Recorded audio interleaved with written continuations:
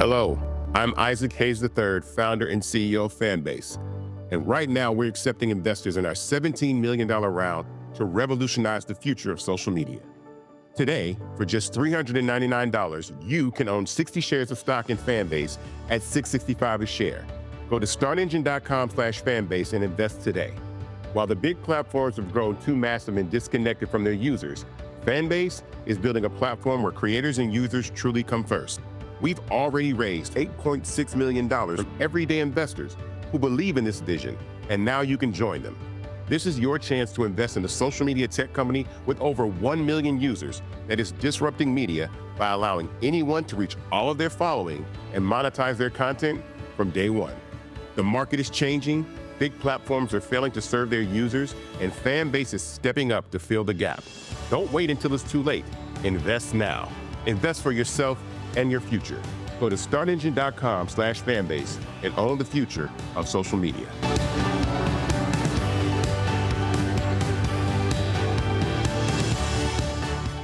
Black Star Network is here.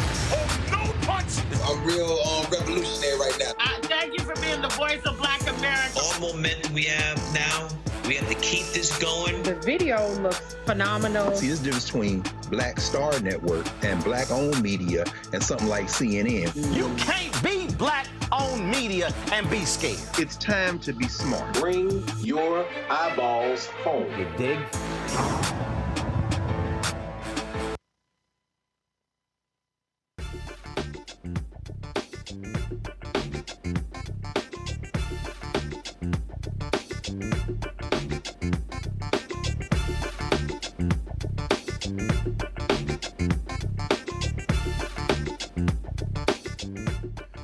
Today is Friday, April 18th, 2025, coming up on Roland Martin Unfiltered, streaming live on the Black Star Network. Folks, we haven't made it to the first 100 days, and the twice-impeached, criminally convicted felon-in-chief Donald the Con Trump has unleashed lawlessness all across the country. Janai Nelson, the President and Director-Counsel at the Legal Defense Fund, will explain that although Trump's tactics aren't new, they can be stopped. Federal judges are doing their part, ruling against Trump left and right.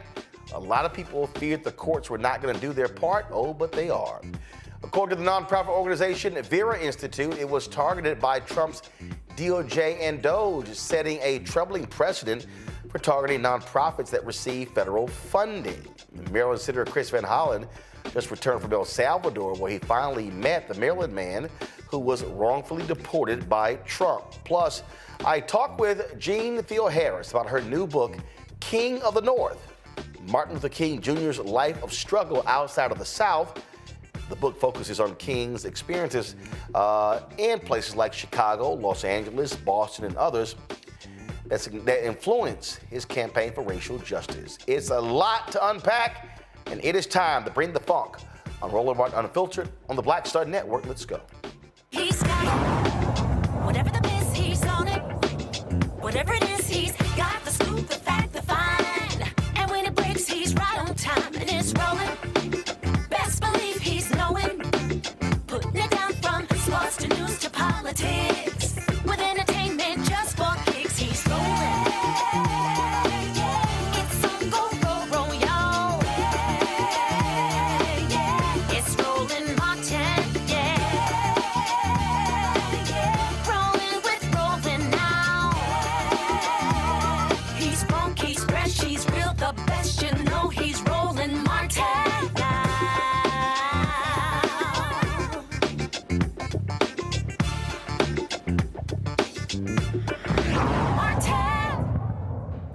Folks, it's been 88 days since the twice-impeached, criminally convicted felon-in-chief Donald Trump occupied the White House. During these 88 days, he has abused in a massive way presidential power by dismissing individuals from federal boards, laying off thousands of employees under the pretext of saying the government needs the money to fund other operations, openly disregarding court orders and unlawfully deporting individuals, and also just completely saying they're not going to comply with court orders. It's been a fierce battle fighting against him, especially in the federal court system. Janai Nelson, the President and Director-Counsel of the Legal Defense Fund, wrote an op-ed in The Nation called "We Can Defeat Trump's Lawlessness. We've Done It Before." She joins me right now. Janai, glad to have you here. You lay out that it can be defeated. Let's unpack that, because just we saw today, even in the very, very conservative Fifth Circuit, that judges have been nailing Trump on how they are abusing power, just deporting folks for the hell of it.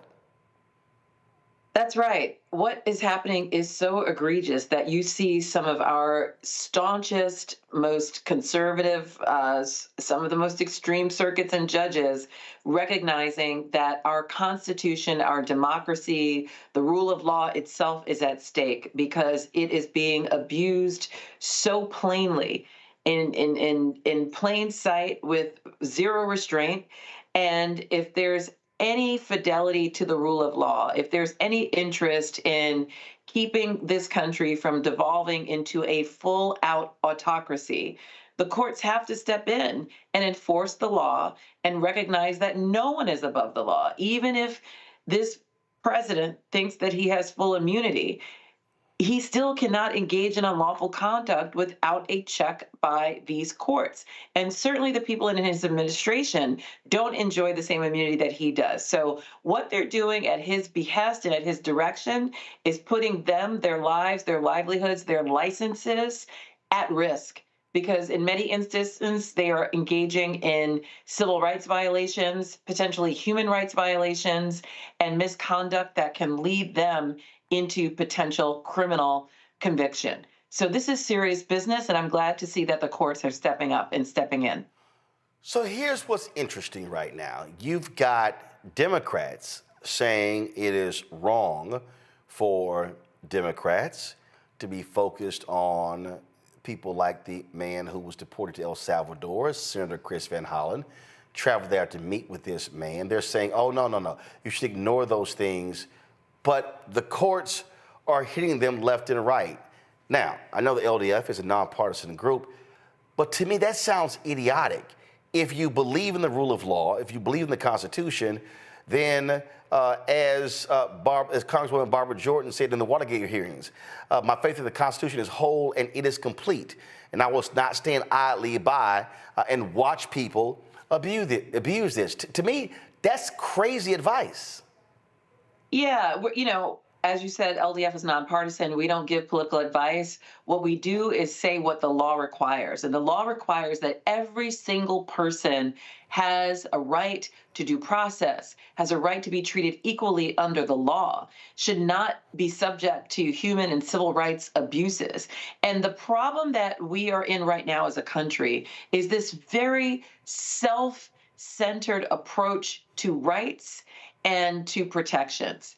And we have to realize that if we are serious about the principles that hold this country apart from many others, or at least used to, that it doesn't matter who is being targeted. What matters is whether the principle that we believe in is being abused, if it's being ignored, if it's being weaponized. And we should not care against whom that is happening. We should simply care that it is happening. I'd like to believe that all of us believe that every human is created equal and deserves those protections and rights. But even if you don't believe that, the fact that these principles are being weaponized should be of concern to all of us, that this government has turned itself against its people is one of the most concerning developments in the evolution of this democracy in modern history. We are in uncharted waters, and this idea that, you know, our democracy is unraveling or maybe under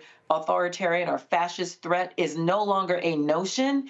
It is a clear and present danger that is actively unfolding in front of us. Well, I'm sitting here looking at, I follow Kyle Chaney of Politico on Twitter. This was just 2 hours ago. He said, just in, lawyers for Venezuelan nationals say they're being loaded onto buses this hour in anticipation of a new wave of Alien Enemies Act deportations. With less than 24 hours notice, they're asking Judge Boasberg for an immediate restraining order requiring 30 days notice.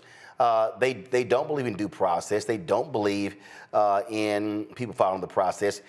We ran a video the other day of people thought was someone with ICE who was breaking the window of a man, and we find out that he was actually with a militia group. I mean, he was not actually with ICE. I mean, what Trump is doing, he is giving these people permission to essentially kidnap folks. That's right. We're seeing live kidnappings. We're seeing live abductions. We're seeing people being pulled off the street without any explanation, without anyone giving any ID.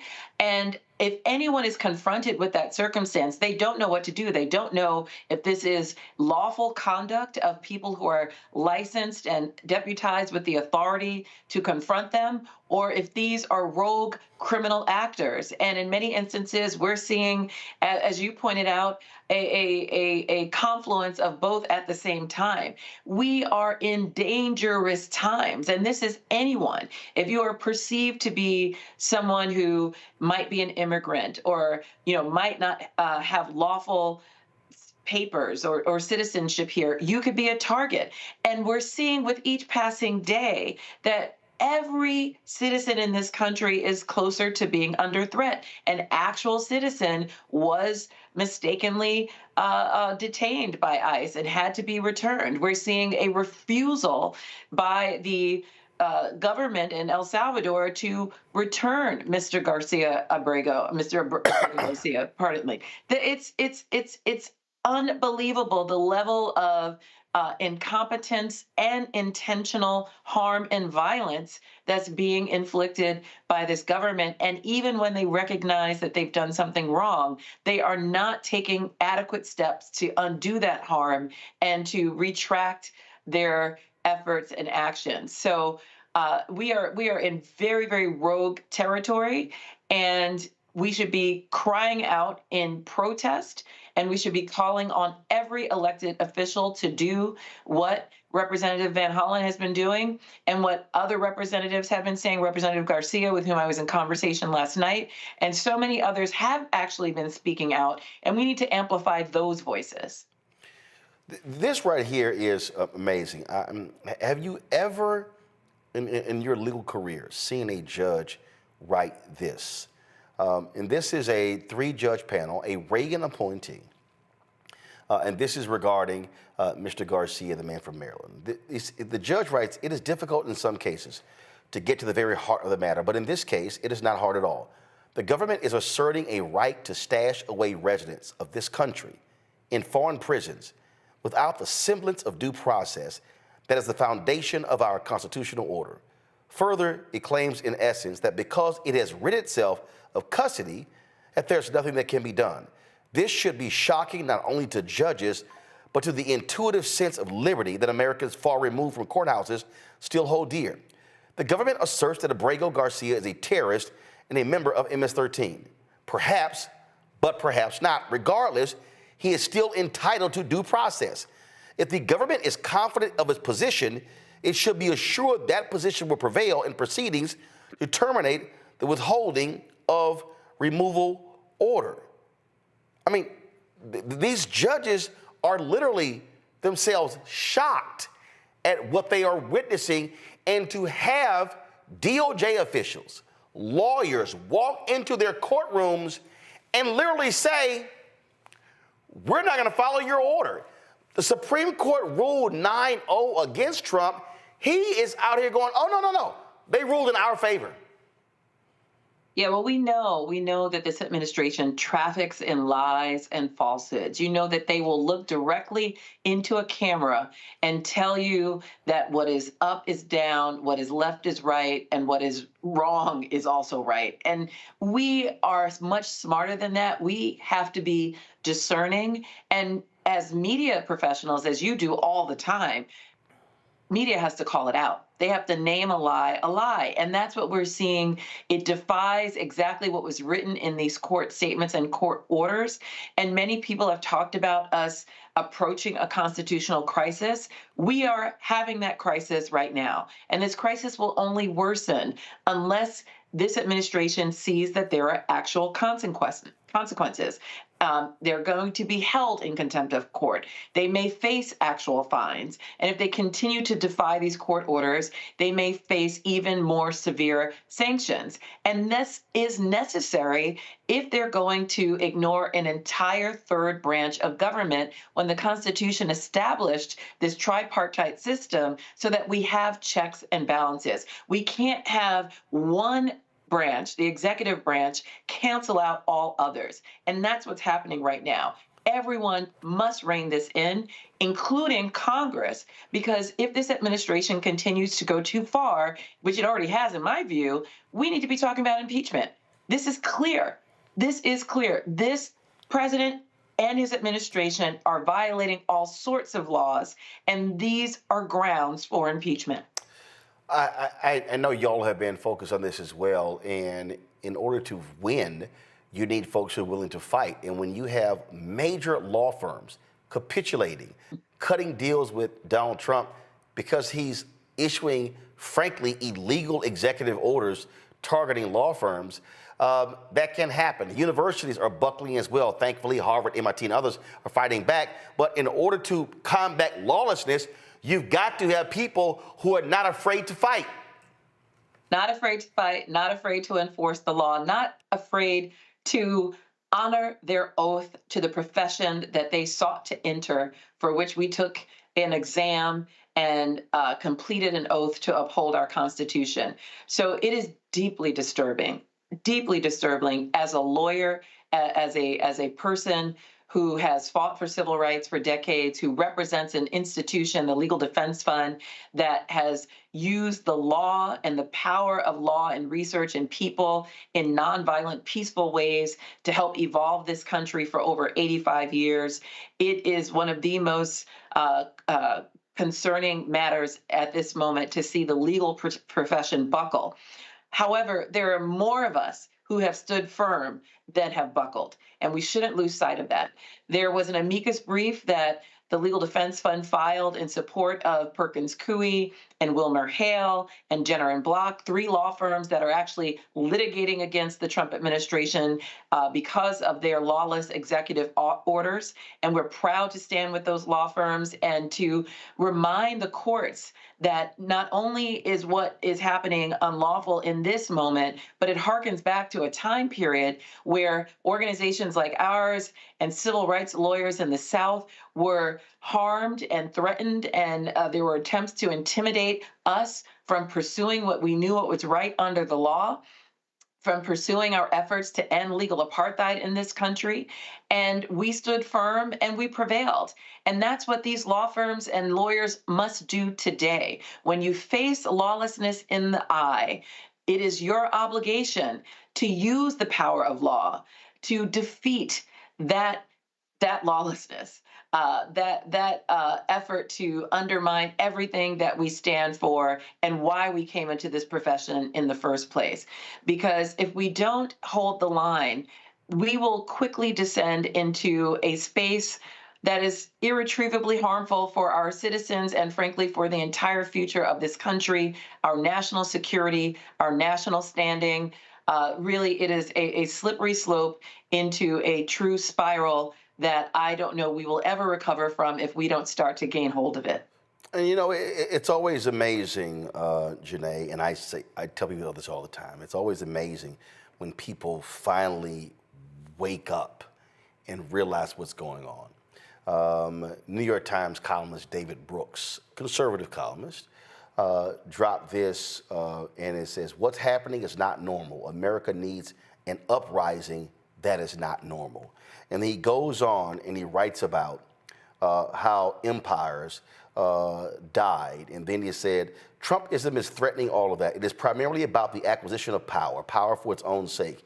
It is a multi-front assault to make the earth a playground for ruthless men. So, of course, any institutions that might restrain power must be weakened or destroyed. Trumpism is about ego, appetite, and acquisitiveness, and is driven by a primal aversion to the higher elements of the human spirit, learning, compassion, scientific wonder, the pursuit of justice. When you see the capitulation of media, unwilling to do stories, when you see, let's cut deals with Trump so our mergers can go through, and who cares if he's suing us because 60 Minutes interviewed Vice President Kamala Harris, or ABC cutting their deal and the money going to his library. What this is about is, let me break any institution that could shine a light upon me. When I do this show, I'm literally sitting across from this portrait of Ida B. Wells Barnett. And it hangs in our studio. Ida B. Wells Barnett is Harry Belafonte, and is James Baldwin. And every time I see that Ida B. Wells Barnett photo, and let's get a shot of that, the quote that she has is right there when she talks about the way to seek truth is shine a light upon the darkness. And media, if there's a moment where media has to be willing to challenge power, this is it. If there's a moment where media has to inform the public of what's going on, this is it. When people hit me and go, you know what, man, y'all keep talking about Trump and MAGA, that's just enough. I'm like, no, it's not. If you don't understand that what is happening literally is about impacting the next 50 to 100 years, a total destruction of civil rights. That's what we are fighting. We are fighting literally for the next 2 to 3 generations. I could not agree more, Roland. So, you said when people wake up, what will they see? And that's why there was this quote unquote war on woke, because they want people to remain asleep, to have their eyes closed to the criminality, to the corruption, to the destruction that we are seeing play out. Those of us who knew this was coming, those of us who saw the signs of it, those of us who have been screaming about the embers of white nationalism that are still burning in this country and now are a flame. We knew this was happening. That is why there are all of these efforts to ban books, to put limitations on protest, to stop people from being able to vote. There is an effort to take away all the levers of power, all the potential accountability of government, to take it and wrest it from the hands of the people and to put it in the hands of a very small, increasingly wealthy minority of people who do not have this country's interests at heart at all. It's only self-interest, self-aggrandizement, self-serving, self-dealing that is happening on the part of many in this administration. And so it is incumbent upon the media to lay those truths bare. This transcends party. This transcends politics.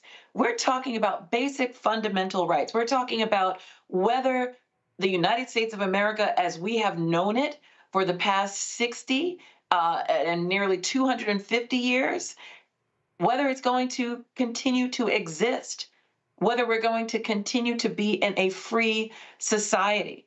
And we can continue to debate all sorts of policies. We can continue to have partisan politics and all sorts of things where we agree to disagree. But one thing we must stand united on is whether we want the United States of America to continue to exist, because that is the threat that we're facing. And so many people have been sounding this alarm, and I'm glad that more people are waking up to that piercing sound. Yep. And I hope it won't be too late before everyone recognizes the enormity of the threat that we face. And this is one of the reasons why we have said on this show, this is not a moment to rest. This is not a moment to check out. This is not a moment for folks to say, hey, you know what, that's someone else's fight, because what is happening will impact every single one of us. That's absolutely right. Everyone has to get engaged. Everyone has a role to play. I don't care what your position is, where you're located, what your identity is. You have a contribution to make in this effort to save our democracy, in this war against freedom, this war against truth, this war on education. Everybody has a role to play, and that can be any number of things, including how you spend your money, including how much you hold your elected officials and your representatives to account, including your ability just to educate your neighbors and friends and reach out and call people into this fight. It's imperative that each one of us find a role to play, because whether you think you're in this or not, you absolutely are. No one is exempt. Indeed, indeed. Janai Nelson, we appreciate it. Thanks a lot. Thank you, Roland. Folks, going to a break. We'll be right back. Roland Martin Unfiltered right here on the Black Star Network. Next on the Black Table with me, Greg Carr. The enormous impact of race, education, and affirmative action in America, and how, believe it or not, white America is starting to feel a little bit of the pain. Dr. Natasha Waraku joins us with a case study of one suburban community and how it reacted when the minority students started to excel. And most people didn't say this explicitly, but was that, the academics standards are getting higher in part because of the Asian kids, and that is making our kids really stressed out. So we need to reduce the amount of homework teachers are allowed to assign. She shares a perspective that you don't want to miss. That's on the next Black Table, only on the Black Star Network. Hey, this is Motown recording artist Kim. You are watching Roland Martin Unfiltered. That boy, he always unfiltered, though. I ain't never known him to be filtered. Is there another way to experience Roland Martin than to be unfiltered? Of course he's unfiltered. Would you expect anything less? Watch what happens next.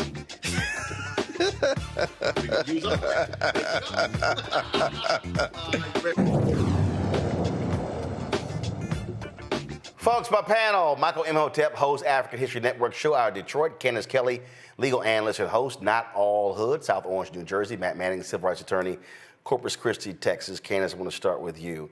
You heard what Janai had to say right there, and this is a moment where the law matters. Above the Supreme Court says equal justice under law.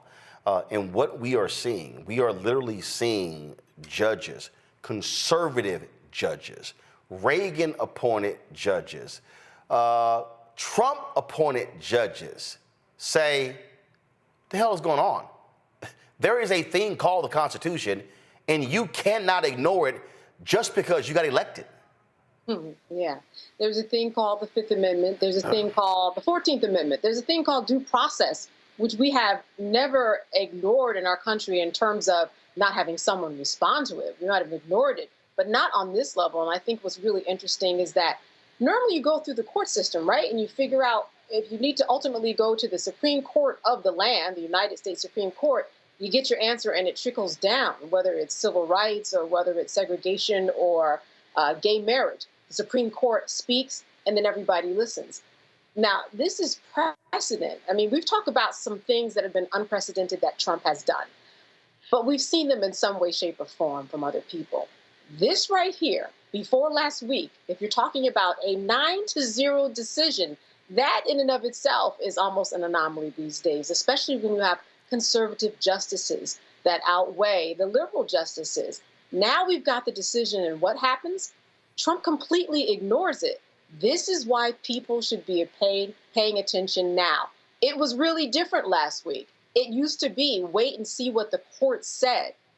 Now the courts have spoken and nobody's listening. So what's really important is that if Trump is saying we need a separation of these powers, and this is our international rights that we have to deal with things on an international level, well, then Congress has to do their job and say, well, if we're separated as we are, then they have to do their job to make something happen otherwise.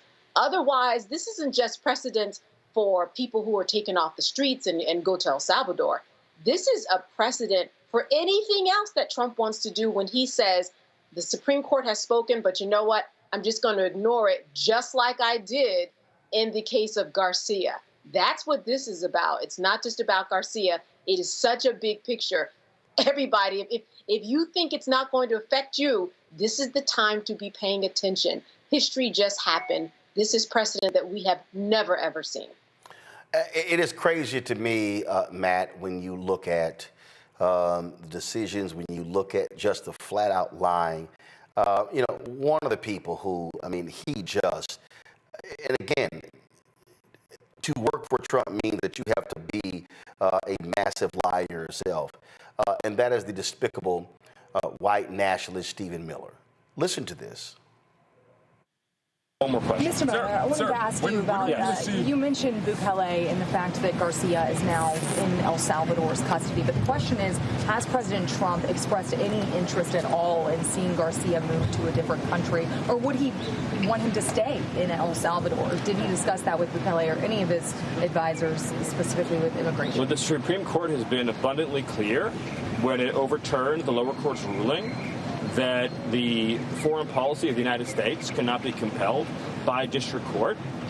The view of our administration has been very clear and consistent that this man is a subject and citizen of El Salvador, and El Salvador, as a sovereign country, has informed us repeatedly and publicly that it is their desire and intention to retain custody of him.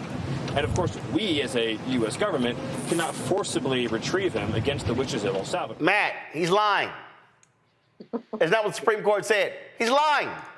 Flat out lying. That's also why we have extradition. We have an entire process whereby sovereigns recognize the sovereignty of another country, but also recognize their own sovereignty insofar as they're able to retrieve their citizens under certain circumstances. We know Miller is not being honest. And it's interesting because we focus so much on Mr. Trump because he is the one who is the president. But it's people like Stephen Miller who are really driving the ship with this insane policy. And it's terrifying that they are really trying to justify what they've already admitted was a mistake that does not have any basis in fact. And if you noticed, the moment that it came out that their lawyer admitted that they made a mistake and he was an administrative, error, paperwork error, however they framed it, they then tried to pivot and start saying, well, he's a member of MS-13 and right. terrorist. And exactly what you see them do to black people very often when we have any kind of criminal issue that's in the national zeitgeist, they immediately just start making ad hominems on Mr. Garcia as though, to Candace's earlier point, he's not afforded the due process rights that anyone in the United States of America is, even those who are naturalized citizens or those who have some authorization to be here and are not fully naturalized citizens. They're due process. You don't just get to spirit someone away and divest them of their opportunity to go in front of a judge and disprove what the government's allegations are. And that's what we're seeing here. We're seeing not only something unprecedented, but we're seeing something that is offensive to the fundamental ethos of this country, the idea that you at least get to stand in front of a judge and say, make the government prove it. What they're saying is not true. Instead, the government whisked this man away and then is now, thumbing its nose at the federal judge, telling him to kick rocks, which is not only unprecedented, but frankly, it upsets our entire system of the courts, because the courts, frankly, are like our currency. They're basically fiat courts, meaning they only have authority to the extent that we recognize they have authority. The moment the most powerful person in the world says, I don't recognize their authority, that authority is forever marred and really undermined. And that's what we're seeing. And the sad reality is all of the defendants and all of the litigants who go into a federal courthouse now still have to adhere to the judge, despite the fact, and the judge's orders, despite the fact that the president of the United States is telling the judges to kick rocks and openly calling for their impeachment and other kind of, negative actions toward them. So we're in an unprecedented space, and one that fundamentally shifts how the country exists.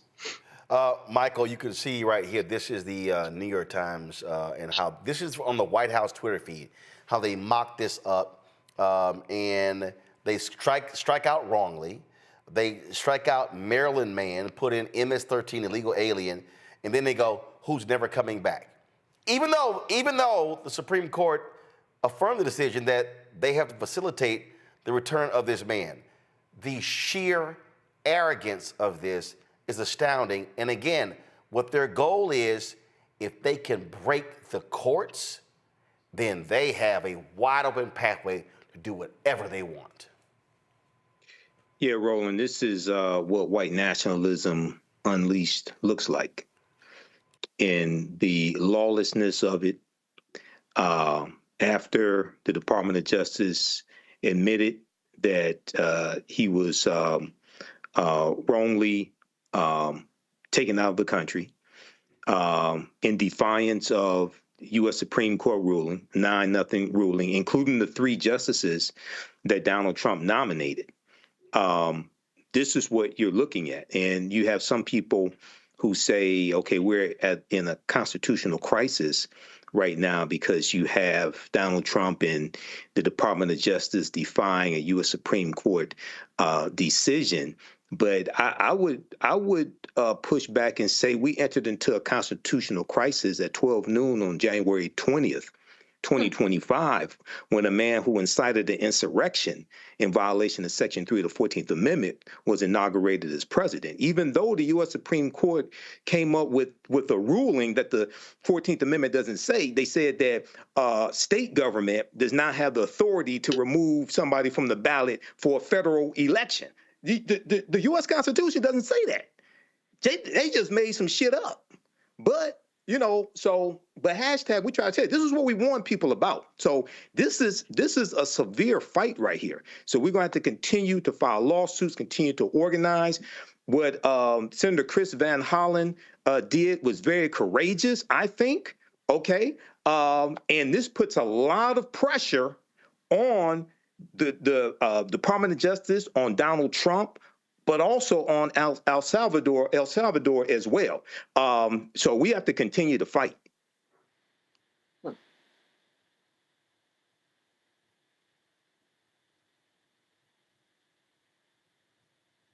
Fighting. The Vera Institute of Justice, an organization dedicated to ending mass incarceration and enhancing community safety, recently reported that they were contacted by Elon Musk's Department of Government Efficiency. You know, that fake department?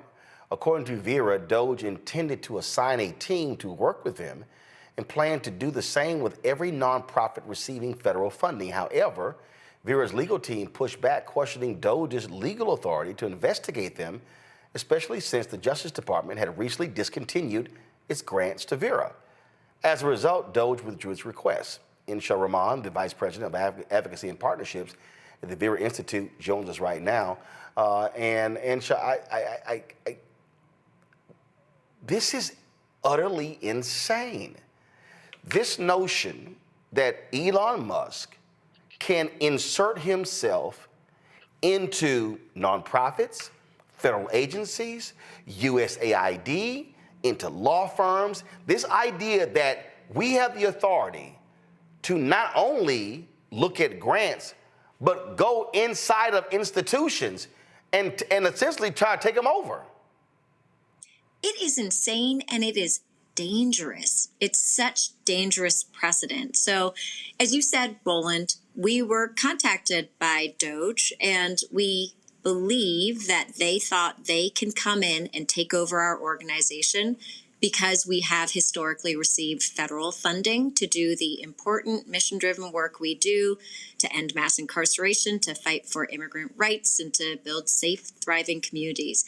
Now, the Vera Institute of Justice is a 64-year-old national organization. Many of your viewers might not have heard of us, but we have been around doing this work with government partners and communities across the country in red states, blue states, and everywhere in between to actually make sure that our communities are safer and that we are investing in the services and programs that help people thrive. Now, none of that should be controversial. And yet, when we received a notice of termination of our federal funding 2 Fridays ago from the Department of Justice, they told us they were cutting our funding because your priorities and your work no longer fits within the agency's purview. Now, what we did immediately was write an open letter to Attorney General Bondi to call out the hypocrisy of cutting funding for services. And I'll tell you exactly the grants that we got, what they were supporting. They were supporting our work with prisons to make them safer and to make sure there's dignity for correctional staff and for people who are incarcerated, to make sure that law enforcement knows how to provide services for survivors of domestic violence and crime, and to make sure that in communities where people are in mental health crisis, we actually provide services and the right response. All of that should be non-controversial, and yet we were targeted for our federal funding to be cut. So the question is why? And it's because Vera works on immigration and crime, the 2 issues that are easily caricatured by the right. We have been in right-wing media circles, sort of a constant punchline of these defund the police and open border liberals funded by George Soros, even though we are none of those things. And so when we called out the Attorney General and asked for her to reconsider her decision, we knew we might be opening ourselves up for attack. We did not expect DOGE to come knocking, and yet they did. And so it's just wild to us that this is how this administration is operating, and it's wild to us that a Department of Government Efficiency that was literally set up to say, let's look at government agencies, is coming knocking on the door of an independent nonprofit organization. Well, what's weird is if you look at what your organization does, I thought that supposedly dovetails with the First Step Act. Donald Trump is always taking credit for that. So you would think that if they were real about that, he named Alice Johnson, Pardon Czar, Topeka Sam is working with them. But I guess they really don't like groups that focus on mass incarceration. Yeah, they don't like groups that are willing to call out this administration and call balls and strikes. And we have since January 20th been public in our opposition to this administration's mass deportation agenda and gutting federal funding under Health and Human Services and other agencies for basic treatment, counseling, access to programs in communities that actually prevent crime and break its cycle. So they don't like people who are willing to call out their political agenda for what it is. And mind you, the work that we do is all evidence-driven. We are an organization that bases everything we do, the policies that we advocate for, based on research. But this is an administration that is not looking at evidence, it's looking solely at politics. And now, when the Department of Justice funding was cut, we thought that might be the end of it. But when DOGE came knocking, we did ask, why do you think you have authority to investigate us, to ask to assign a team to us, which we knew was a euphemism for taking us over? And they said, well, we're actually planning to assign a DOGE team to every agency and institute that receives congressional monies. And so that should be alarming. By our count, there are about 100,000 nonprofit organizations across the country that receive some amount of federal funding. And if DOGE plans to go take all of those over, that is a terrible and scary precedent for our communities and for what happens for the services of, and the good work that nonprofits do. Now, the other part that DOGE said to us was, when we asked, well, what does working with an organization look like? They actually referenced the U.S. Institute of Peace. And if folks are following that story, we know that by working with them, literally what DOGE did was go and take over their building, take over the entire organization, fire all of their staff. Yeah, fire everyone. Exactly. And then literally install a DOGE staffer, a 27-year-old, to be the new executive director of the U.S. Institute of Peace. So that's what nonprofits across the country can expect if DOGE comes knocking on your door. Yeah, and we know that is utterly insane. So it is just crazy to see what we are experiencing, and they want to tear down nonprofits. They want to tear down NGOs. They want to go after everyone. They literally want to completely eradicate. I keep saying for African Americans, they want to completely destroy the economic and the civil rights infrastructure. They want to completely incapacitate these groups and spend the next 4 years making their lives extremely difficult in order to drive their agenda. Pure and simple. It is. It's as simple as that. It really is. And we have been really public about this. We had the Washington Post break a story the night that we spoke to DOGE earlier this week, because we think sunlight is a really important disinfectant. Because I agree with you, Roland. All this administration wants to do is advance their agenda, and they don't care about who they harm, the very real impact that it will have on families and communities.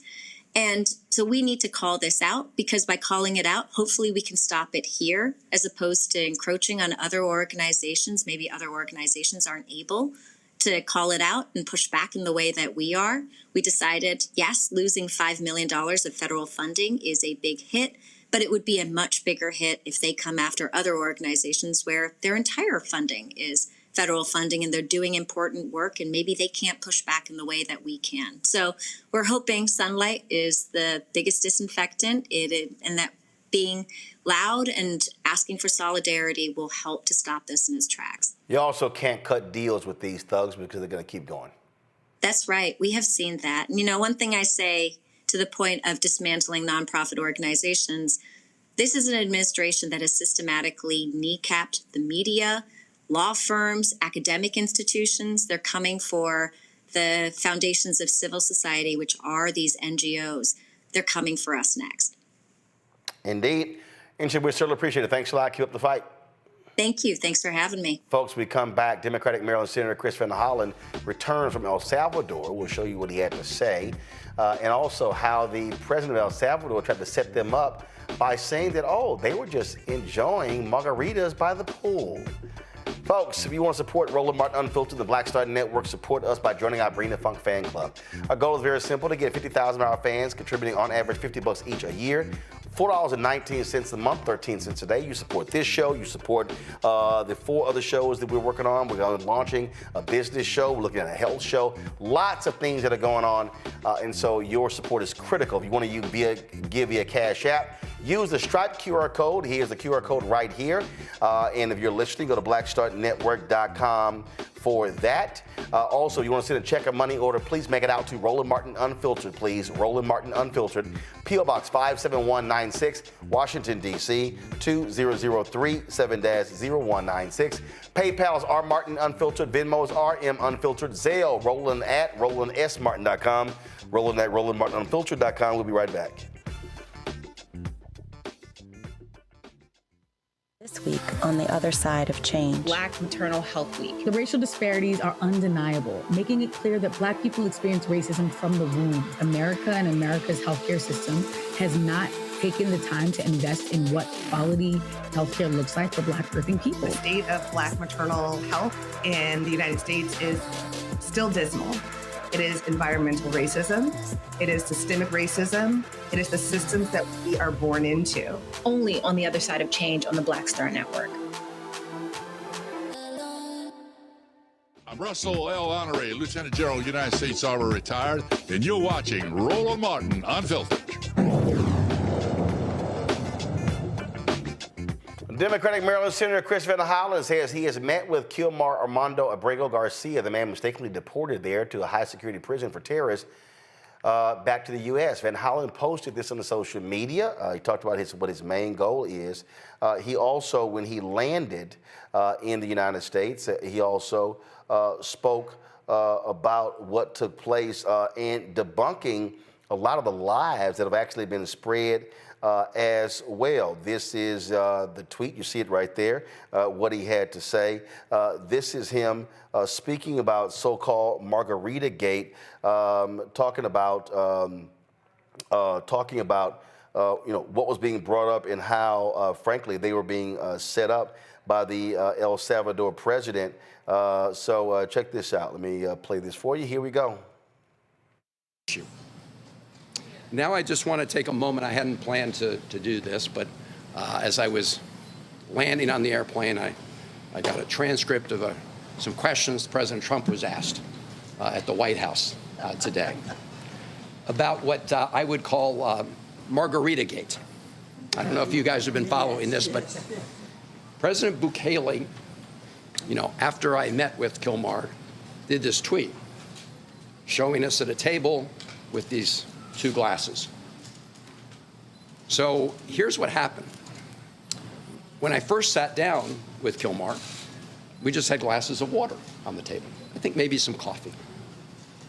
And as we were talking, one of the government people came over and deposited two other glasses on the table with ice, and I don't know if it was salt or sugar around the top, but they look like margaritas. And if you look at the one they put in front of Kilmar, it actually had a little less liquid than the one in front of me, to try to make it look, I assume, like he drank out of it. Let me just be very clear. Neither of us touched the drinks that were in front of us. And if you want to play a little Sherlock Holmes, I'll tell you how you can know that. So if you look at the video or the picture I sent out from the beginning of our meeting, you'll see there are no glasses on the table. So you'll see in later videos they are on the table. But they made a little mistake. First, some people are very careful, right? If you sip out of one of those glasses, some of whatever it was, salt or sugar, would disappear. You would see a gap. There's no gap. Nobody drank any margaritas or sugar water or whatever it is. But this is a lesson into the lengths that President Bukele will do to deceive people about what's going on. And it's also shows the lengths that the Trump administration and the president will go to, because when he was asked about a reporter about this, he just went along for the ride. Bottom line is, we have a thug sitting in the Oval Office, and these people have no respect at all for the law. One of the things that we are seeing play out here, Matt, is, as we said earlier, they want to position this as, oh, here are Democrats defending an MS-13 gang member, wife beater, how dare you, because they want to ignore that the law matters. And if there's somebody black, because we already know this, the case, who's going, I don't care. We know about black people who are American citizens who have not gotten due process. Due process means prosecutors don't withhold evidence. Due process means you don't strike people from juries because they're black. Due process means you don't fake evidence. And in every example I just used, we've had numerous black people who've been the victims of a failure of due process in this country. That's spot on. But what's really interesting, something you alluded to, is what we have not had, at least historically, is we have not had the highest law enforcement agency in the country being patently dishonest in front of federal judges in the way they are now. And you're talking about due process. What people may know is in the federal and in the state system, there's a law called Brady, or there's a former case called Brady. And basically that requires that a prosecutor has to give any evidence that may be exculpatory or mitigating to a criminal defendant, right?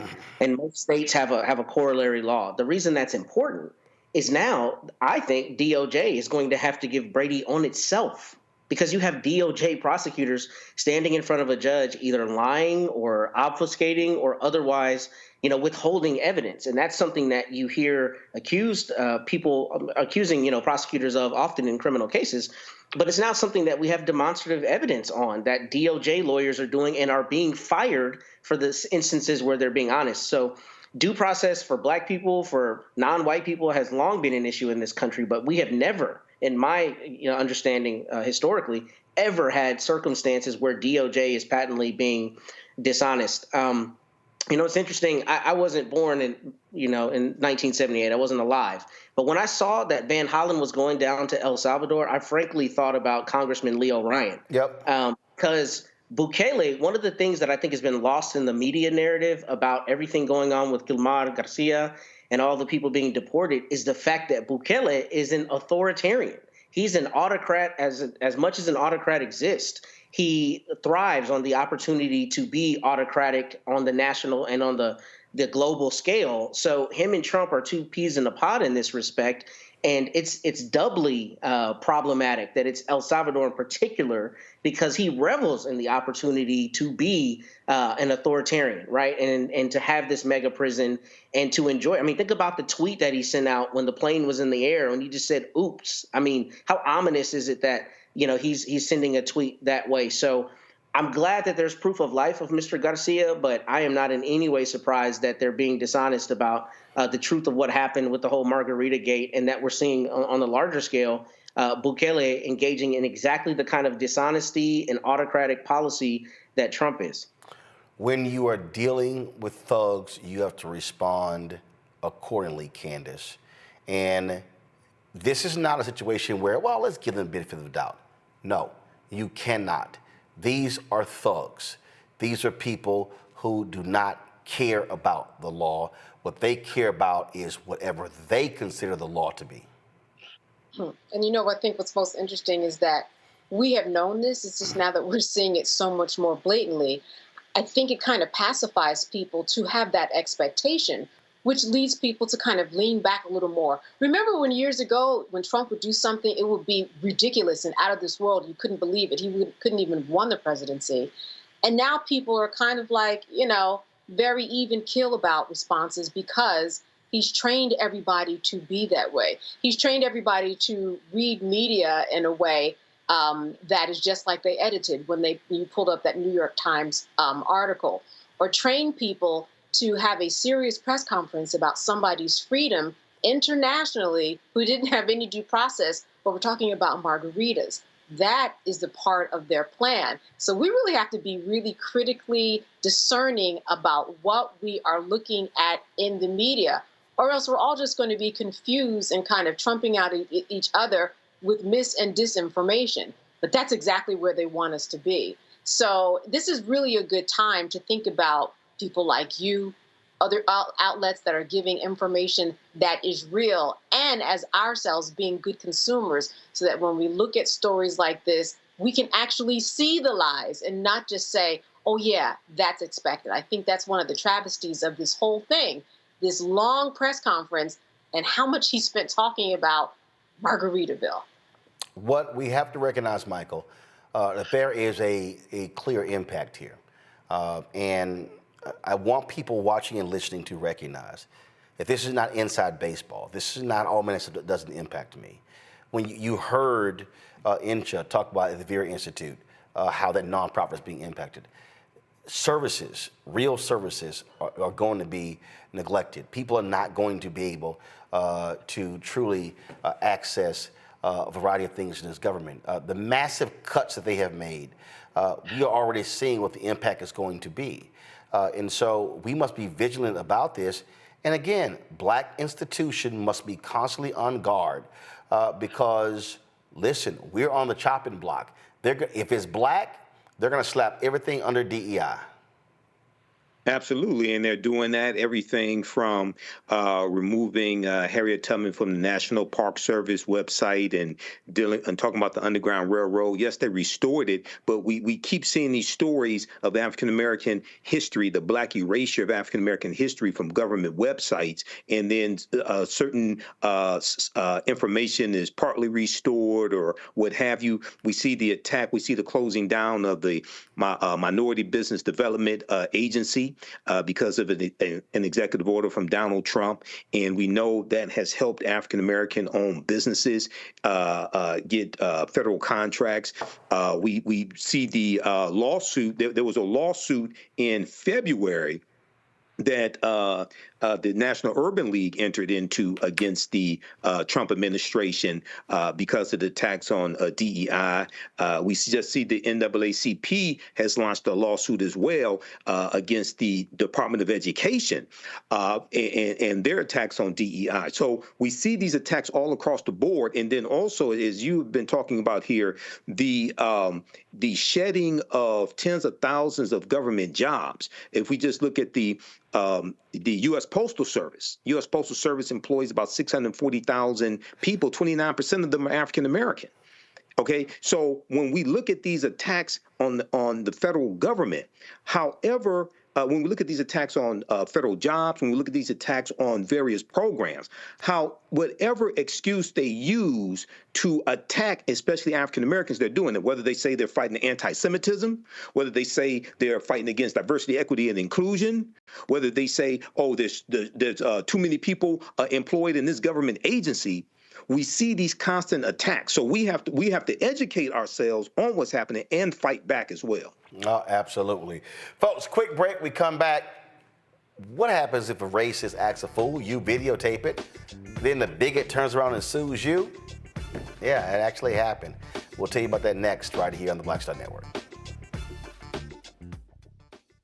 This week on A Balanced Life with Dr. Jackie here on Black Star Network, we are talking about all things, you got it, stress related. Yes, the big S, whether it's spiritual, physical, emotional, or sometimes it could be just in your head. Stress has a way of manifesting itself in our lives in such a way that it disrupts who we are and who we're in the process of becoming. Stress is just as bad as a lot of the physical ailments that we think of. That's all next on A Balanced Life on the Black Star Network. This is Tamala Mann. And this is David Mann. And you're watching Roland Martin Unfiltered.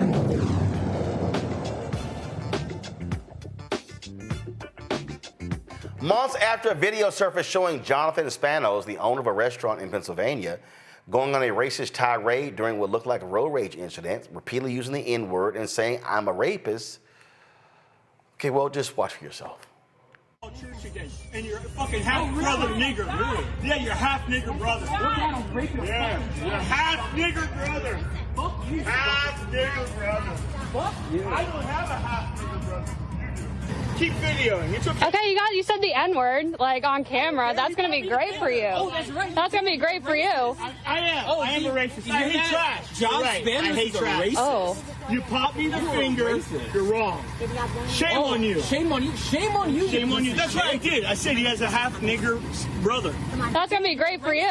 I am a racist. I hate trash. John Spanos is a racist. Oh. So Spanos is now suing the people who filmed him and posted the video online after the backlash he got. He claims he and his wife never threatened anyone and were just talking to a family friend outside their home when all this happened. He said the videos released has caused him and his family such emotional distress, led to the restaurant's closure. The restaurant's website is down. The place is marked as temporarily closed. This lawsuit asks for damages and says the video hurt his business and reputation. Here's him talking at a news conference. Video captured a heated family confrontation in which I intentionally used the most ugly language known to me to lash out in anger.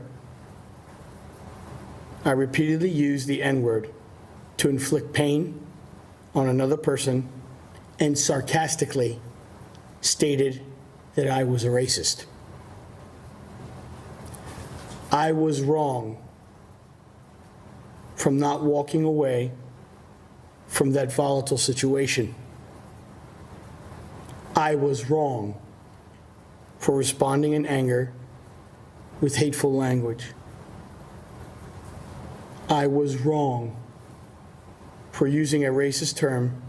I was wrong. I was wrong. I was wrong. Candace, does he have a legal claim?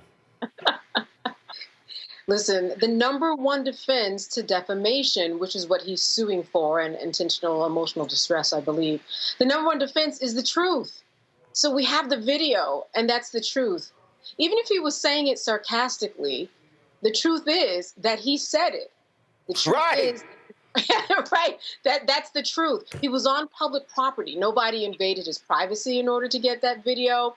Nobody did anything that was against the law. They shot a video that he participated in. He didn't even at the moment say, I don't want it. He was mad about it, but he decided to be sarcastic about it in his own words. But the First Amendment is out there for a reason. You are allowed to say things like that. The problem is that there are repercussions, there are consequences, that there are hate laws that are in place, and you cannot do that. So for him to sue for defamation is just really a waste of court filings, proceedings, times, and he should be penalized for that because that is ridiculous. If it's the truth, it can't be defamation, sir. That's it. That's it. Matt? You know, I hate having to answer questions after Candace. She's one of my favorite people, but she steals everything.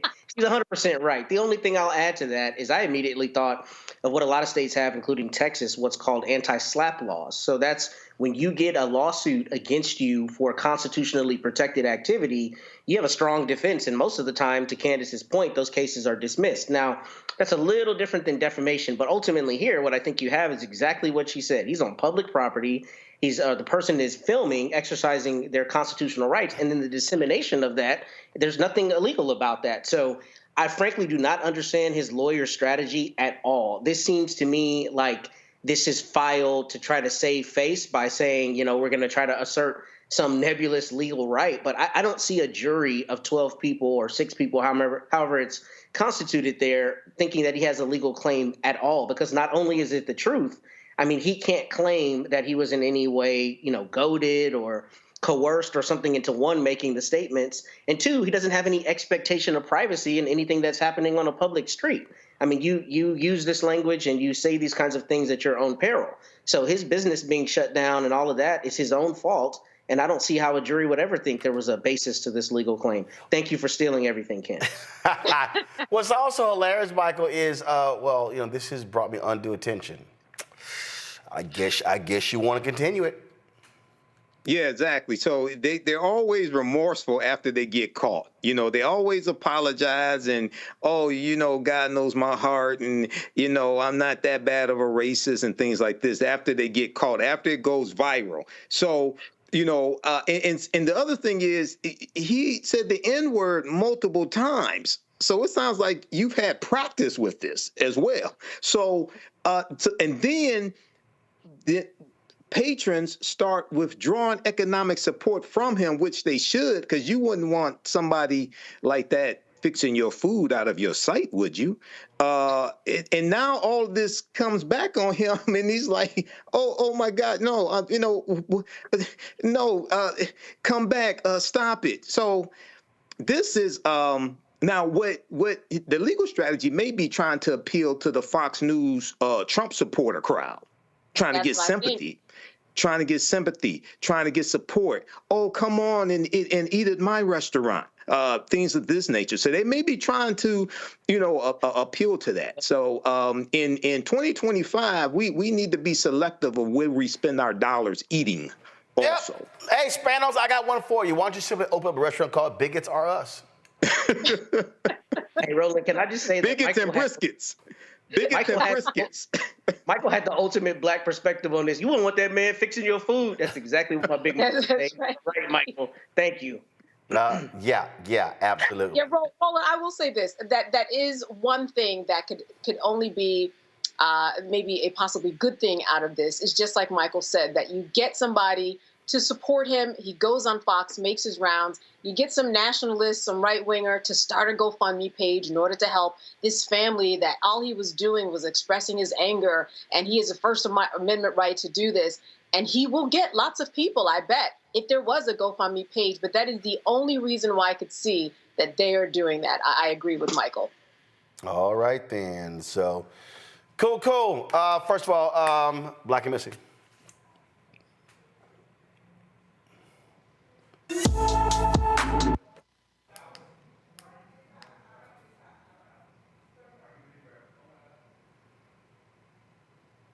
Okay, what we got? Come to me, please. All right, y'all. Something wrong with our video there. Justice Rich has been missing from Durham, North Carolina since March 26th. The 11-year-old is 5 feet 3 inches tall with black hair and brown eyes. Any more information about Justice Rich should call the Durham, North Carolina Police Department at 919-560-4600, 919-560-4600. Last story I got to ask y'all about, and that is this here. Donald Trump has named another head of the IRS. There was a power struggle with Elon Musk. Elon put his guy in, Scott Bassett. The Treasury Secretary is like, no, I'm over this. So the guy gets kicked out. But here's what's crazy. Trump's pick, Billy Long, had $130,000 of his debts just paid off by individuals who do business with the IRS. Michael, I'll start with you. This is one where Democrats, you do not allow that confirmation hearing to even be held. Yeah, you do. So the confirmation hearing is in the Senate. For those that don't know. So you use every Senate tool that you have, procedural tool, to stop the hearing, but also draw attention to it. Wait a second, where does money come from? What type of underhanded tactics are being used? How is he going to have to pay somebody back the $130,000? $130,000. Isn't that how much Michael Cohen took out on a line of credit to pay off Stormy Daniels to keep quiet before the 2016 election? $130,000. Interesting number. So you bring up this, and weaponize that, utilize social media, get that out to people. But yeah, you stop the nomination. What's crazy here, Candace, is this is the NewJersey.com story. Billy Long, a former GOP lawmaker and Trump's nominee for IRS commissioner, said he paid himself back using campaign donations for a $130,000 loan he made to his failed 2022 Senate campaign. The lever was the first to report on the filings. A note that since Long lost his bid for the Senate, the campaign committee raised less than $36,000. However, the campaign committee suddenly took in nearly $137,000 since Trump announced Long as his IRS pick. Wow, it's just amazing how this money just mysteriously shows up. Now we're good. Right. Listen, I have hope in this process, but I also know what we've seen. Will he be wasting taxpayers' money in terms of going through the process, going through some type of confirmation hearing? He will. But we also know that we've talked to people about their alcoholism and their cheating and all different types of things on the Senate floor during this cycle that we thought would not pass muster and certainly did. So I think the verdict is out on this. Yeah, we know it's a waste, but Lord knows what the outcome will be, because these issues just can't predict anything. We just have such a bad precedent across the board in all branches of the government. You just don't know. I mean, this one is really hard to call, but he's going to sit in front of them. I don't think that that's going to stop, and everything possibly could work out in his favor. That's the 2025 we're living in. I don't think it's hard, Matt, because it's very simple. If the Democrats don't show up for a committee hearing, you can't hold a committee hearing. And my whole deal is, you say, we ain't showing up. Yeah, I like it. I mean, I think Michael's right, and I think you're right. Use every possible tool to prevent this. But here's the problem. The problem is you don't have a DOJ that's going to prosecute the inevitable hookups that he's going to do as the IRS commissioner if he's confirmed. Oh, so yeah. I mean, this is not a real DOJ. Let's be real clear. This is truly a department of junk. The normal fail-safe would be, a fear that if you're just openly being bribed, that you're going to end up like Menendez, right?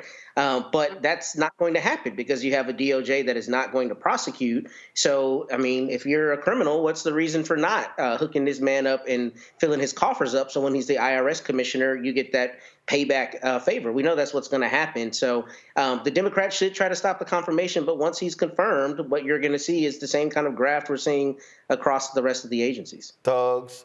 And keep in mind, one of the things Donald Trump did, he got rid of the law, if you will, that the companies could not bribe foreign officials. He's like, nah, we're good. Y'all can go back to that. I'm telling you, if this was an actual prosecution case, they would try the Trump administration on RICO charges. This is a criminal enterprise. That's what they are, a criminal enterprise. I bet R. Kelly is sitting in prison going, damn, I wish I had given some money because I would get pardoned by these people. Jesse James on steroids. That's what this is. They are. They are a criminal enterprise. They are an absolute, they're not just grifters, they are thugs. That's what they are, pure and simple. All right, Matt, Candace, Michael, appreciate it. Candace, good to see you. It's been a while since you've been on the show. Yes, glad to have you back. Folks, thank you so very much. I appreciate it. Folks, we're going to go to a break. We come back. We're going to hear from an author, Jeanne Theoharis. It's an amazing book. Every time we talk about Dr. King, it's always the South. It's always Birmingham. It's Selma.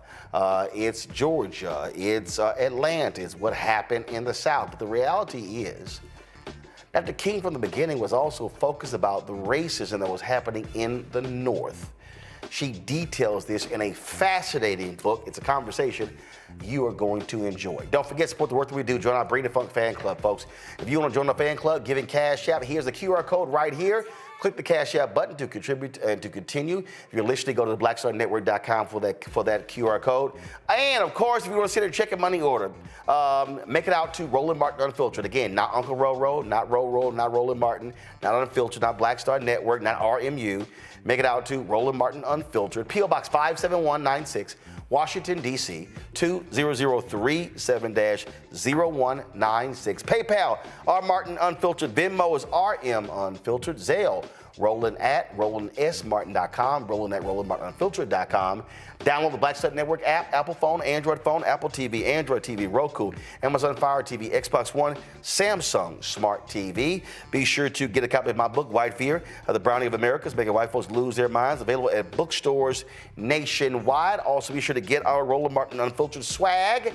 Go to rolandmartin.creator-spring.com for our merchandise or the QR code right there. Also, don't forget, download the app Fanbase.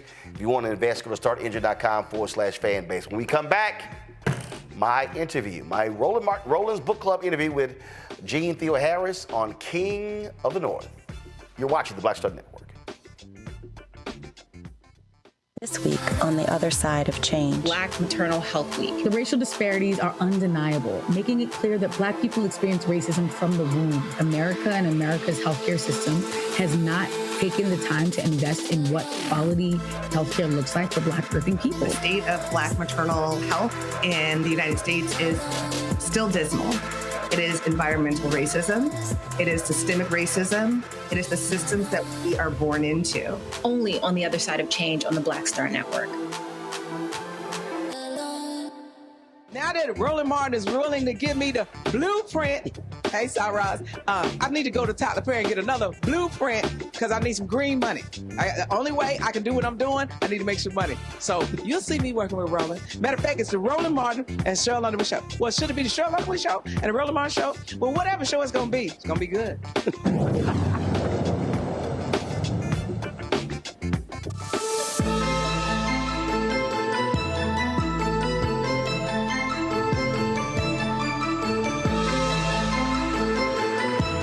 All right. Before I got to talk about the book, I got to ask, Jeanne, are you kin to Liz Theoharis? Yeah, you know that. She's my younger sister. We've talked about this. Absolutely. No, God, Liz, Jeanne, you got to go with the bit. You got to go with the Okay, bit. I'll go with the bit. I am. For Liz, people sister. who don't know, of course, Reverend Liz Theoharis, repairs of the breach, partner in crime with Bishop William Barber. Exactly. Go ahead. There you go. So Force of nature herself, right? Yep. Absolutely. Reverend Liz, as lots of people call her, Reverend Liz. Well, let's get into this here. It's called King of the North, Martin Luther King Jr.'s life of struggle outside the South. A lot of people really don't understand 1966. They don't understand really the depths of the hate that Dr. King experienced. And he said when he was there in the Chicago suburb of Cicero that he never experienced that level of hate anywhere in the South.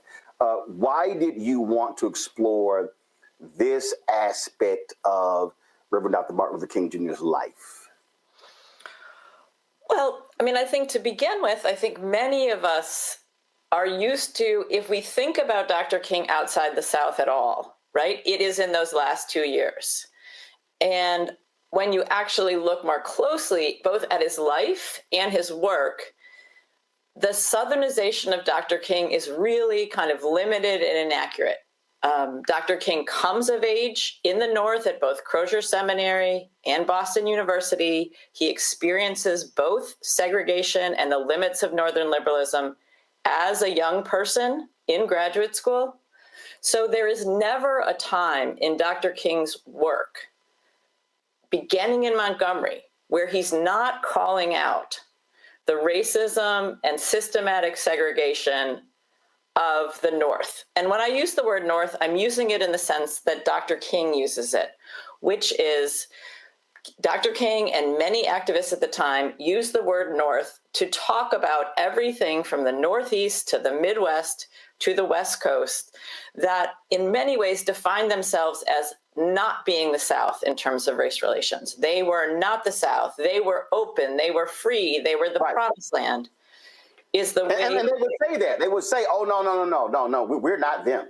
No, exactly. no, we are not them. We're not like them. Absolutely. And so one of the things to understand, and I think we have not understood, is that from the very beginning of his leadership, he is calling on Northerners, on Northern liberals, both to be outraged about what's happening in the South, but equally to be outraged about what's happening in their very own cities. And that as we start to see some Northern outrage about what's happening in the South, he is saying, okay, but you need to be equally outraged when someone can't get a job at where you work or can't buy a house where you live. So I think one of the things that I think we need to see is that Dr. King from the very beginning understood that segregation was not a regional sickness, but a national cancer. And he also understood that even some of the people, some of the white Northerners who began to get more concerned about what was happening in the South, and we can think about earlier in American history patterns like this, but who assiduously refused to confront segregation where they lived. And so the story of King of the North, right, starts much before, right, those moments in 1966 in Chicago that you're referring to. And it is a story of, again, Dr. King calling on people who considered themselves allies of the civil rights movement to walk the walk where they lived, really challenging this Northern gaslighting that said, oh, the problem is in the South. We might have some racism here, but it's not systematic like the South. He's really calling that out, saying it is systematic. So it's a very different view of Dr. King and about what the expanse both of his work was, but also the expanse of the Black freedom struggle. I like how you start with the preface, where you lay out this speech and who he's talking about and the issues he's talking about, and you wait 4 paragraphs before you reveal the city that he is speaking about. And because what people even today, when they talk about these things, they talk about the freedom. They talk about how things were so different in the West, how they were different, how there were greater opportunities also when blacks left the South and moved up north. And those things are true. You didn't have segregated water fountains. You didn't have segregated buses, things along those lines, but you still dealt with the reality of Jim Crow. And what really was very interesting when you talk about this statewide referendum that dealt with the issue of allowing citizens to sell or rent their property to, as you said, whomever they wished. This point that you're making here, that's what got Ronald Reagan elected.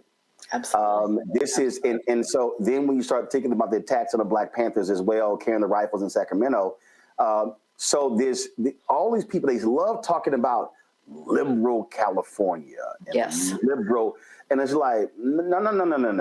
Right. California, exactly. White was white, so they operated. They might have been nicer, as you say, only the language was polite, and people keep getting confused by that.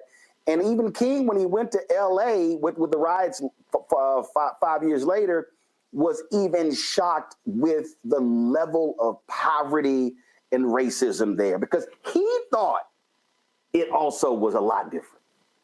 Well, I would be careful there, right? I mean, I think part of what we see when we see Dr. King over and over in LA in the years before the Watts uprising, right, talking about and joining a movement around police brutality in the city, calling for Chief William Parker, the head of the LAPD, to be replaced, marching around school segregation in LA, marching and sort of campaigning against Proposition 14 in 1964, which is trying to retain the right of Californians to discriminate in the sale and rental of their property, right? We see King is actually in LA more than 15 times before the Watts uprising.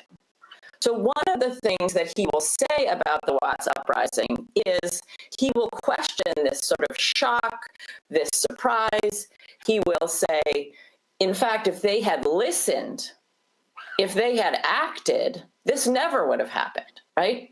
He will tell, actually, Mayor Daley, if Mayor Yorty, who was the mayor in LA, had listened, this wouldn't have happened. So in many ways, part of what King's shock about Watts is the level of willful blindness, if you will, right? The level of Californians being like, what is this? Why are Black people so angry? This is a state without discrimination. And Dr. King is like, no. He is very clear that people have been organizing. He has joined with them, and over, public officials, California residents, and the media have ignored, gaslit, or distorted those issues to make it seem like there's not a real problem when people were clear for years that there was. I've always said that the problem in this country, whether we're talking about then or now, is that if it is not covert, then there's the belief that it's not overt. That if we don't see it, if it's not a cross burning, if it's not a church burning, if it's not a lynching, oh, no, things are good. As opposed to, no, what he laid out here and what you're laying out and what he was fighting, this is literally the epitome of systemic racism. And we're operating in a day where you have Republican Party and even some Democrats who do not believe in systemic racism, who want to make excuses for what is happening, and that's class and some other stuff, but they want to deny this reality. Absolutely. And part of what Dr. King is saying, and again, from the 1950s onward, is he's calling out a Northern liberalism that he calls he's calling out both sidesism, and he says it's a kind of quasi-liberalism that is so committed to looking at all sides, right, that it's committed to none, right? That is a criticism that feels so relevant today. Second, he is talking about a whole range of systemic racism some of which is economic violence and some of which is physical violence. Because I think one of the other things when you start to look outside of the South is the ways that even physical violence by white people against Black people moving into neighborhoods, against Black people desegregating, is also treated differently, and particularly treated differently in this era by the media. So I would bet most people listening to this show have heard of Emmett Till, right? Emmett Till, the Chicago boy who goes to Mississippi to visit his uncle during the summer and is lynched for saying something to a white woman grocery store owner. How many of us have ever heard of Jerome Huey? Jerome Huey was a 17-year-old Chicago teenager who went for a job interview in the neighborhood of Cicero in Chicago in May of 1966. His family also owned a grocery store, but their grocery store was having trouble, so he goes to interview at a freight loading company. Now, Cicero, like many neighborhoods in Chicago, was a sundown neighborhood or a sundown town. And what that means is that Black people could work in those neighborhoods, but they were not welcome after dark. They were not welcome to live there. They were not welcome to be there. And so on that evening, in May of 1966, 11 years after the lynching of Emmett Till, he is waiting at a bus stop after his interview, and he is beaten to death, basically, by 4 young white men. And he will die in the hospital 2 days later. Why don't we know his name, right? This is a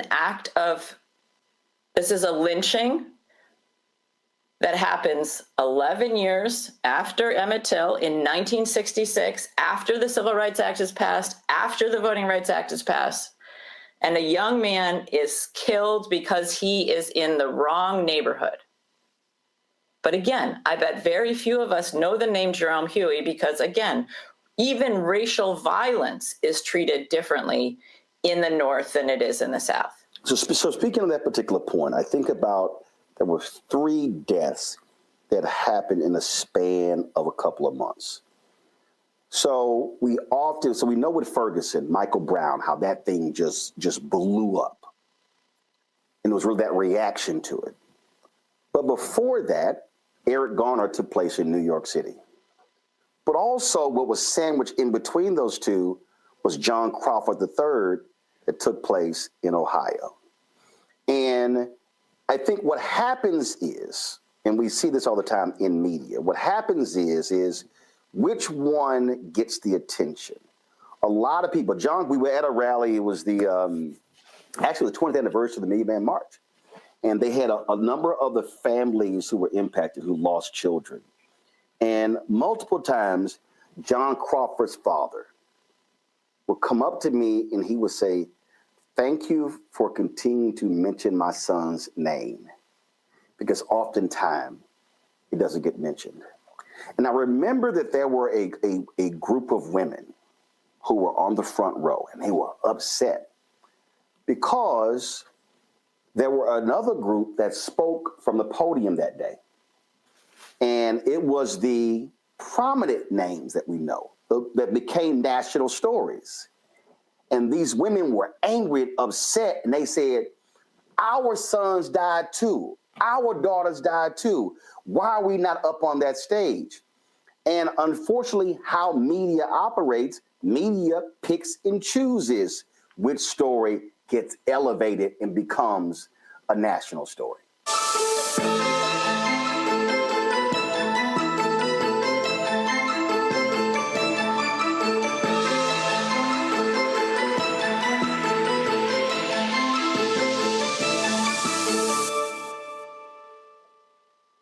This week on the other side of change. Black Maternal Health Week. The racial disparities are undeniable, making it clear that Black people experience racism from the womb. America and America's healthcare system has not taken the time to invest in what quality healthcare looks like for Black working people. The state of Black maternal health in the United States is still dismal. It is environmental racism. It is systemic racism. It is the systems that we are born into. Only on the other side of change on the Black Star Network.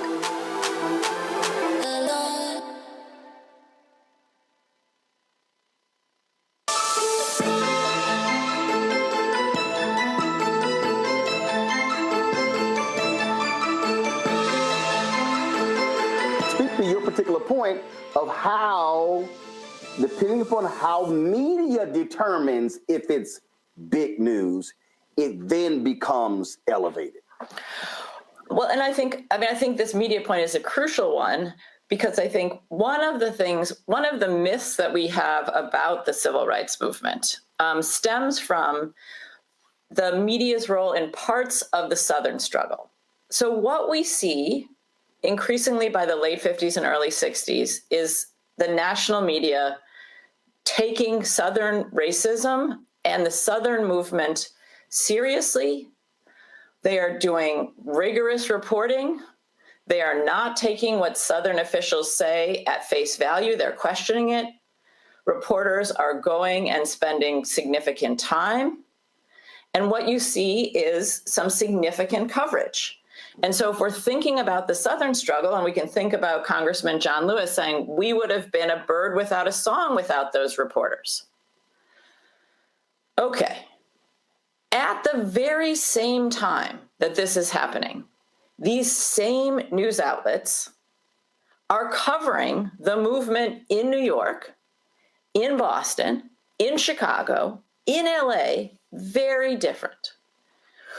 One of the things we know about this period, and we can extrapolate today, is that when you look at Southern media, like if you look at the Montgomery Advertiser around the Montgomery bus boycott, the Montgomery Advertiser hates the Montgomery bus boycott, thinks it's un-American, thinks it's disruptive, thinks it's horrible.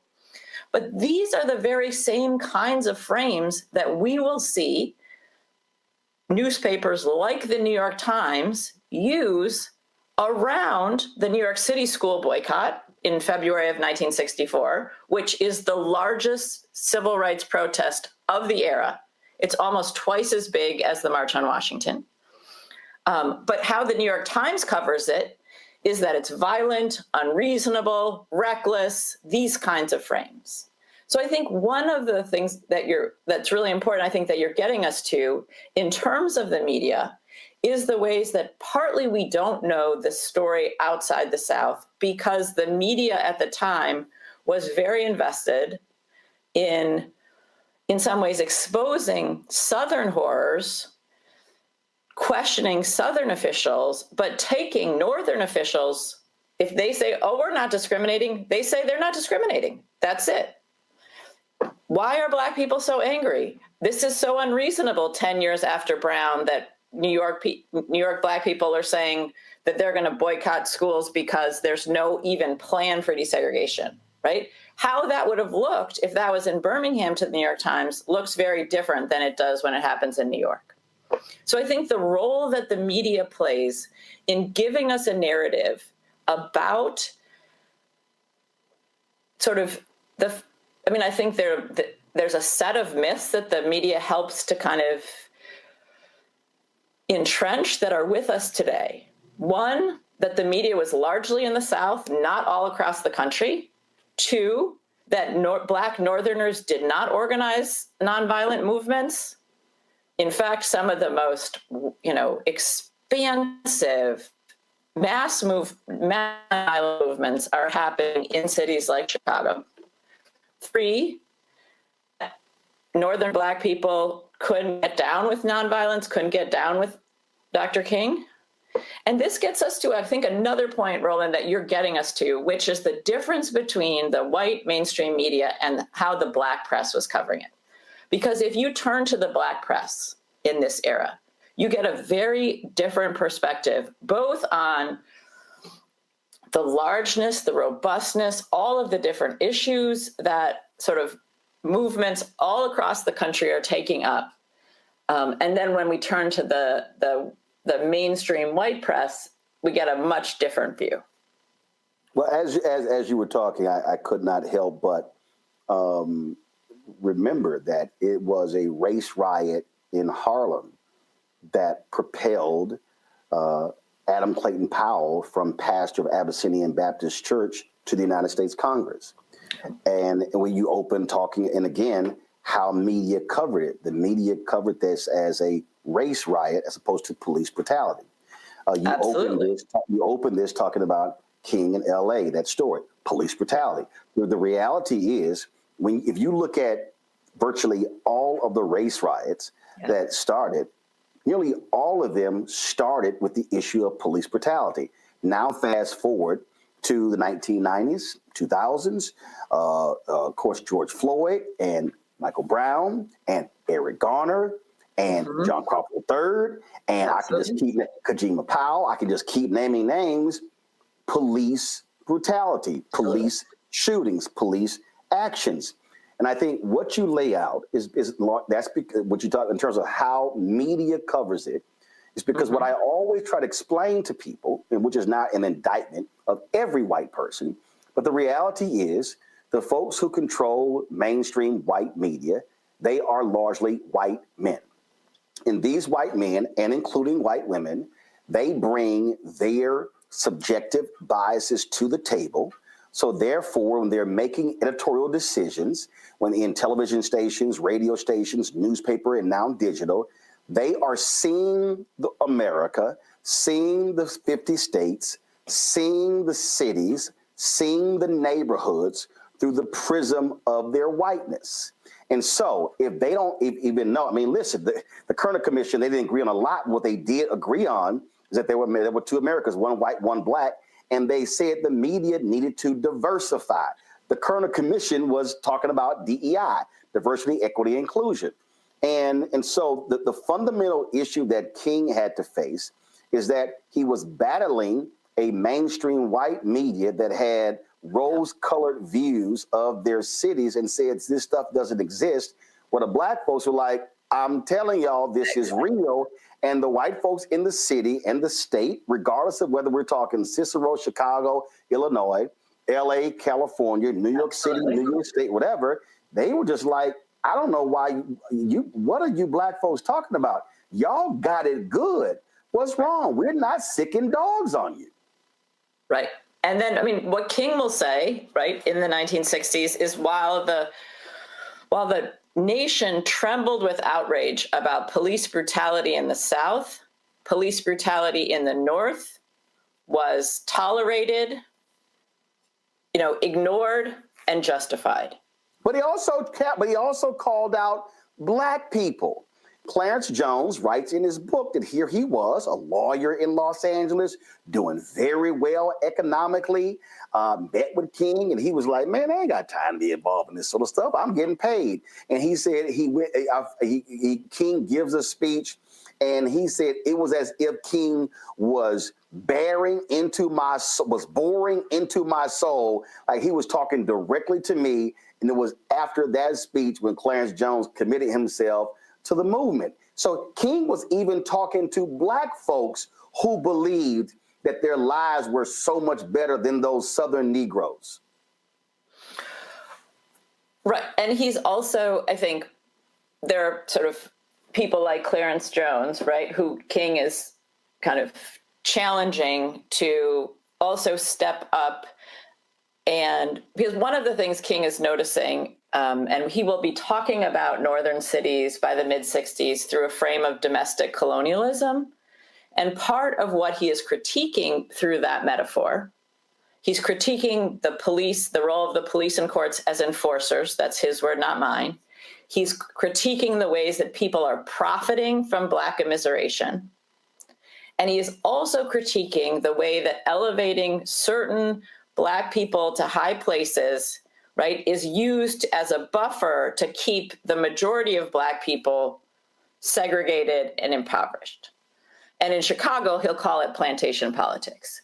So I think one of the things that King is challenging is kind of both the systemicness of it, but also the different tactics that are used, particularly in sort of big cities like you're saying, LA, New York, Chicago, Boston, right? So there are there are these little, what we might call crevices. There are Black congressmen like Adam Clayton Powell. There are Black aldermen, like a number of aldermen that will support Richard Daley throughout that whole Chicago struggle and be really a buffer against and a barrier to any change in Chicago. So part of what King is also kind of pushing within kind of the Black community is to kind of see and start to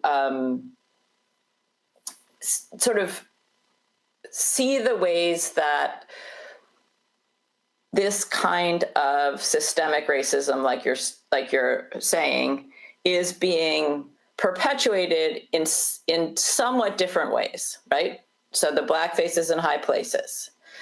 There's all this obsession with the problem of Black crime or the problem of Black people, right? Black people just need to clean up their neighborhoods. And King is very adamant, right?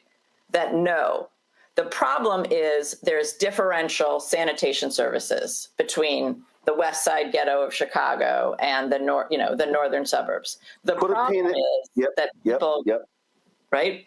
Yep. And so he's telling a very different history, not just of the South, but about the United States in the 20th century, right?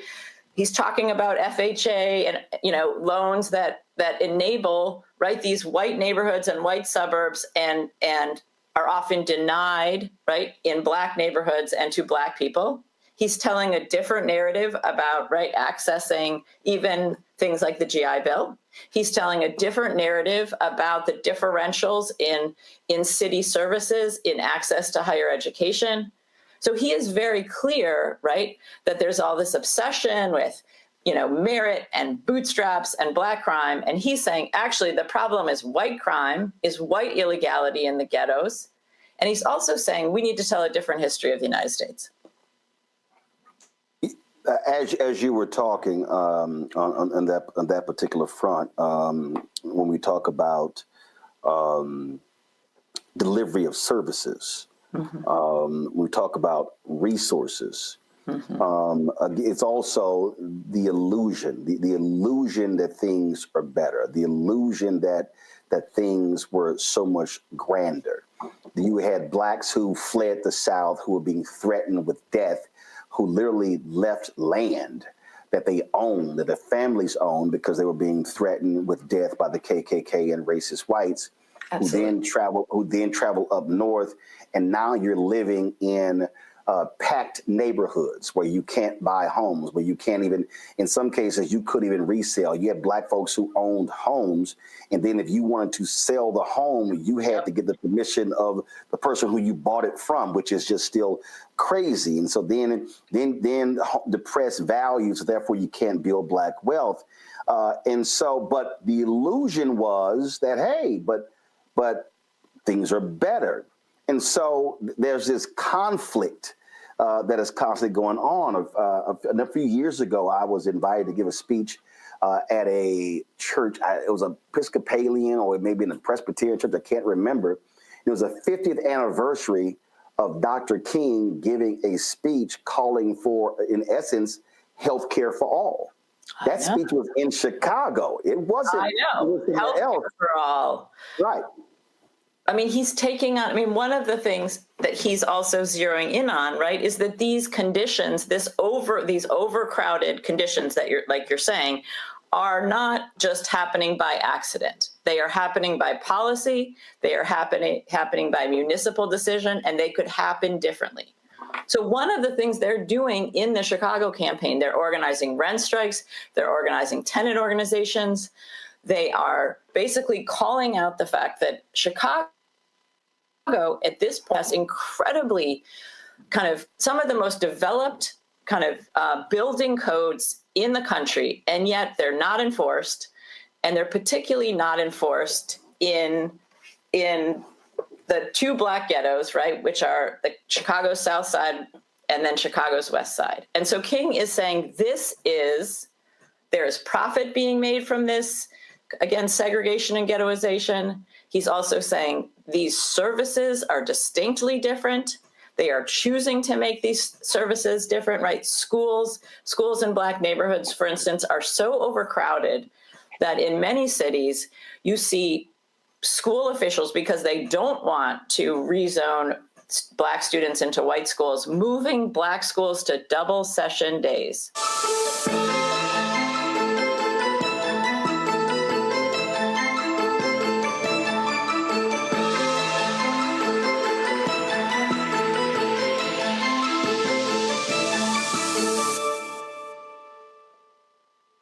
What's up, y'all? Look, Fanbase is more than a platform. It's a movement to empower creators, offering a unique opportunity for everyday people to invest in Black-owned tech, infrastructure, and help shape the future of social media.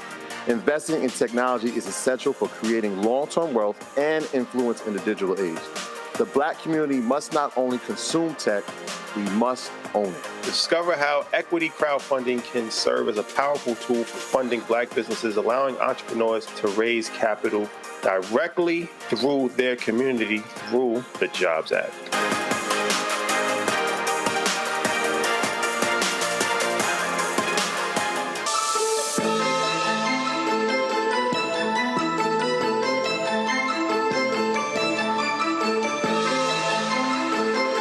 The reason I keep going back to the media piece is because it goes back to the story you saw, the young man who was killed. Mass media controls the narrative. Mass media frames the story.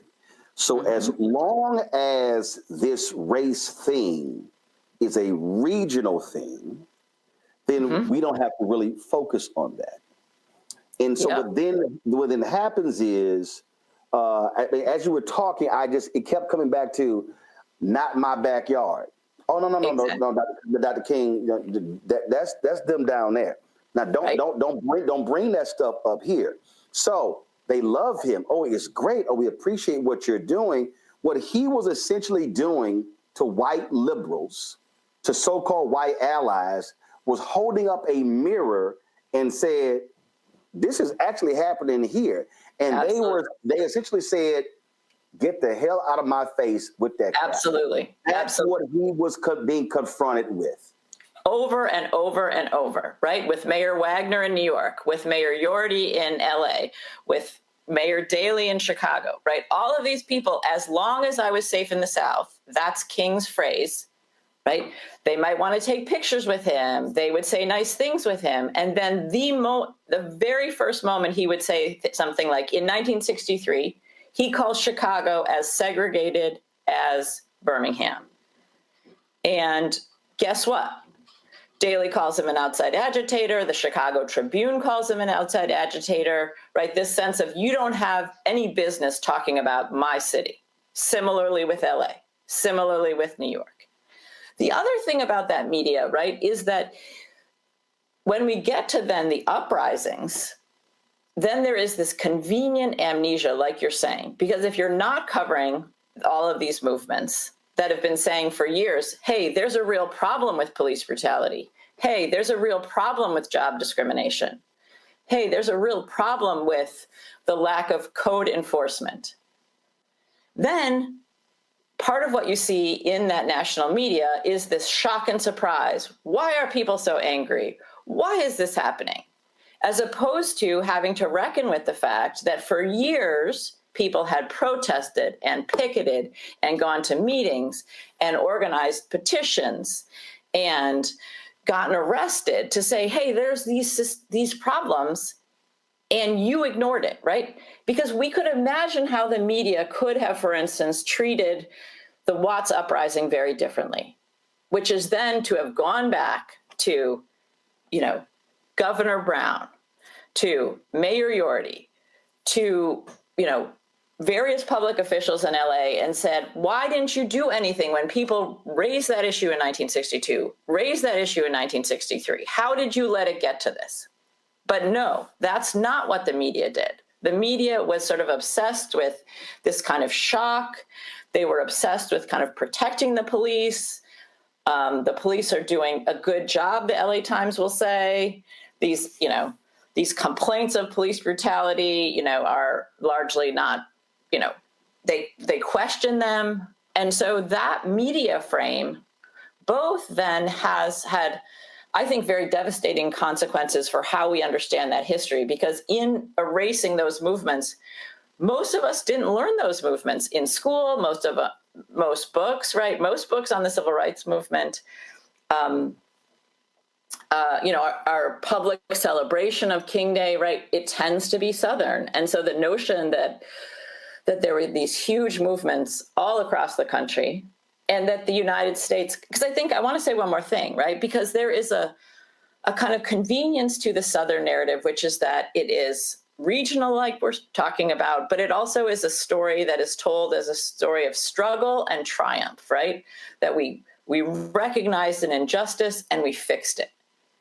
If we look outside the South, that story gets a lot more complicated and a lot less happy, right? And to grapple with the fact that in this country, right, oftentimes, even when you shine a light on injustice, injustice is not fixed. And I think that is something that people in the United States really don't want to face all that often. I have to stay on media because it was media that opened your eyes to this Black-owned media. And why do I say that? I have said for last 20 years that my greatest fear is that the death of Black-owned media is going to be the death of Black people. And what I mean by that, and I'm being very specific when I say Black-owned media, not Black-targeted media. Black-targeted media means Black people don't own those properties, that we are being targeted for financial gain. So radio networks, digital websites, other products, television networks.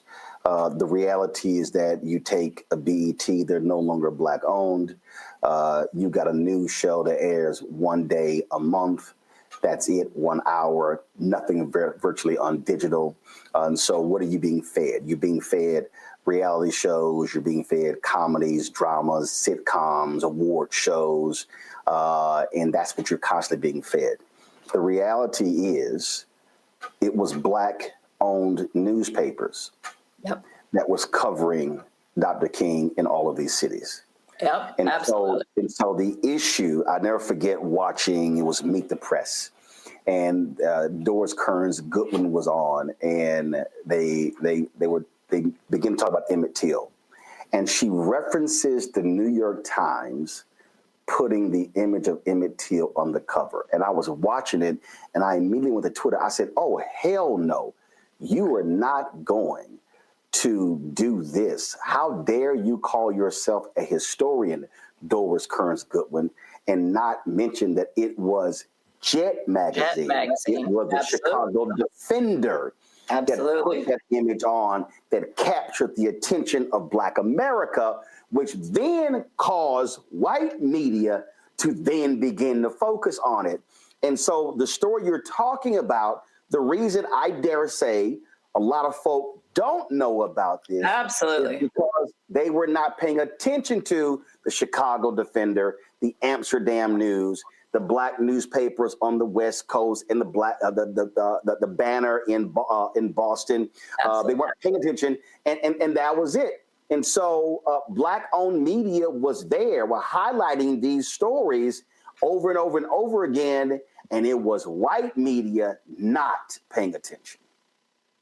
Oh my gosh, absolutely. And in fact, I think part of this myopia because we have a pile of books on Dr. King. And one of the things that I really grappled with was how is it that this kind of Southernization of King has been maintained? And for me, part of telling this story is absolutely that it was about studying the movement in LA and studying the Black media for not a project around Dr. King initially, right? But just looking at the Black freedom struggle in LA before Watts, looking at the LA Sentinel and the California Eagle, which were the two big Black newspapers at the time. And I kept finding Dr. King. And that's not the story we get. The story we get is that King kind of, is in the South, and then there's struggle, and there's hardship, and then we get the Civil Rights Act, and then we get the Voting Rights Act, and then the next week Watts erupts, and King is surprised and shocked by Northern racism, and then he goes to Watts, and then he decides to go to Chicago. That's basically the story that is, replicated in so many books, so many documentaries. Yeah, I think like you're saying, Roland, if you look at the Black press, that story does not hold. Yeah, I think when you look at, I think it's, first I have the book and I interviewed him. I think it's Nicholas, I'm looking it up right now. Nicholas Kotz, his book on what you just described, and I have the book, and it's called Judgment Days, Lyndon Baines Johnson, Martin Luther King, and the Laws That Changed America. Fascinating book, but what you just described is really exactly what he writes.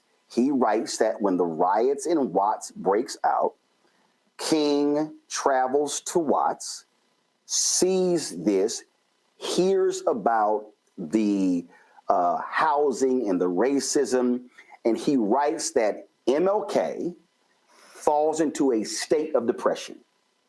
And he writes that LBJ, this is days after signing the Civil Rights Bill, Voting Rights Act, falls into a state of depression, that these two individuals are so, LBJ is shocked, mad, and pissed off that Black folks were not just, celebrating the signing of this law. And then MLK is depressed by what he sees. That literally is what Kotz, nice man, and I really enjoyed the book, writes in his book. And it's just, I want to tell you a couple things. Number one, yes, is Dr. King depressed? Yes. But do you know what that depression is about? I think just like you're saying, if you think about people who were involved in the movement for Black lives, right? In Ferguson, in many years, then we get George Floyd, right? That sense of trying and lifting up these issues and lifting up these issues, and here it has happened again, right? So I think part of, if you don't start in the Black press, if you don't start talking and listening to people, who are being, interviewed in the Black press, who are movement activists, for instance, in LA, right? Seeing King in those spaces, and then seeing the ways, the willful kind of rejection of King will call Prop 14, for instance, a vote for ghettos. He will call it one of the most shameful tragedies of the 20th century. He will say its passage is part of what lays the groundwork for the Watts uprising 9 months later. But, right, that all gets erased in that Dr. King is depressed and Johnson is so surprised. The second thing that gets erased is what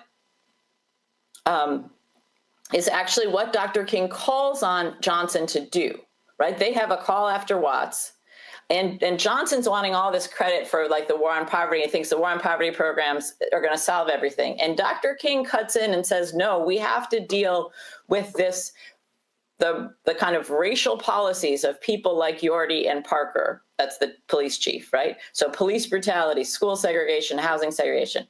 The war on poverty is not enough if you don't deal with the kind of racial inequality in the city. And Johnson doesn't want to hear that.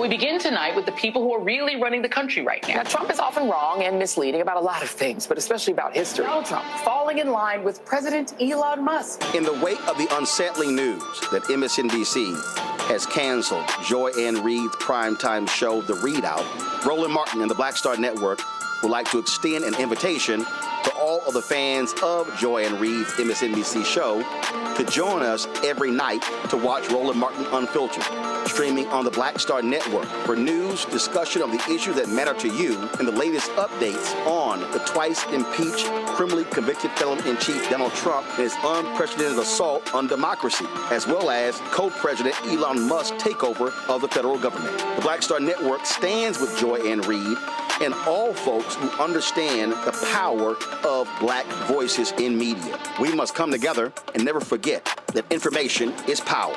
Be sure to watch Roland Martin Unfiltered weeknights, 6 p.m. Eastern at youtube.com/Roland S. Martin or download the Black Star Network app.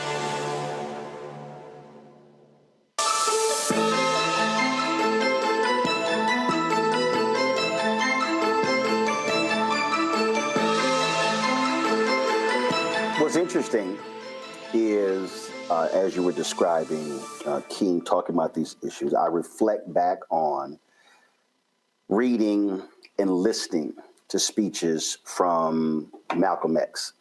Mm-hmm. And so there are different stages of Malcolm X. Malcolm X was an individual who was constantly evolving. And the reality is when he's assassinated in 1965, is that was a Malcolm X who was moving to another evolution of who he was. And in the Organization for African American Unity actually wrote, and he was meeting with, that he was going to join forces with pastors and civil rights leaders to fight Black.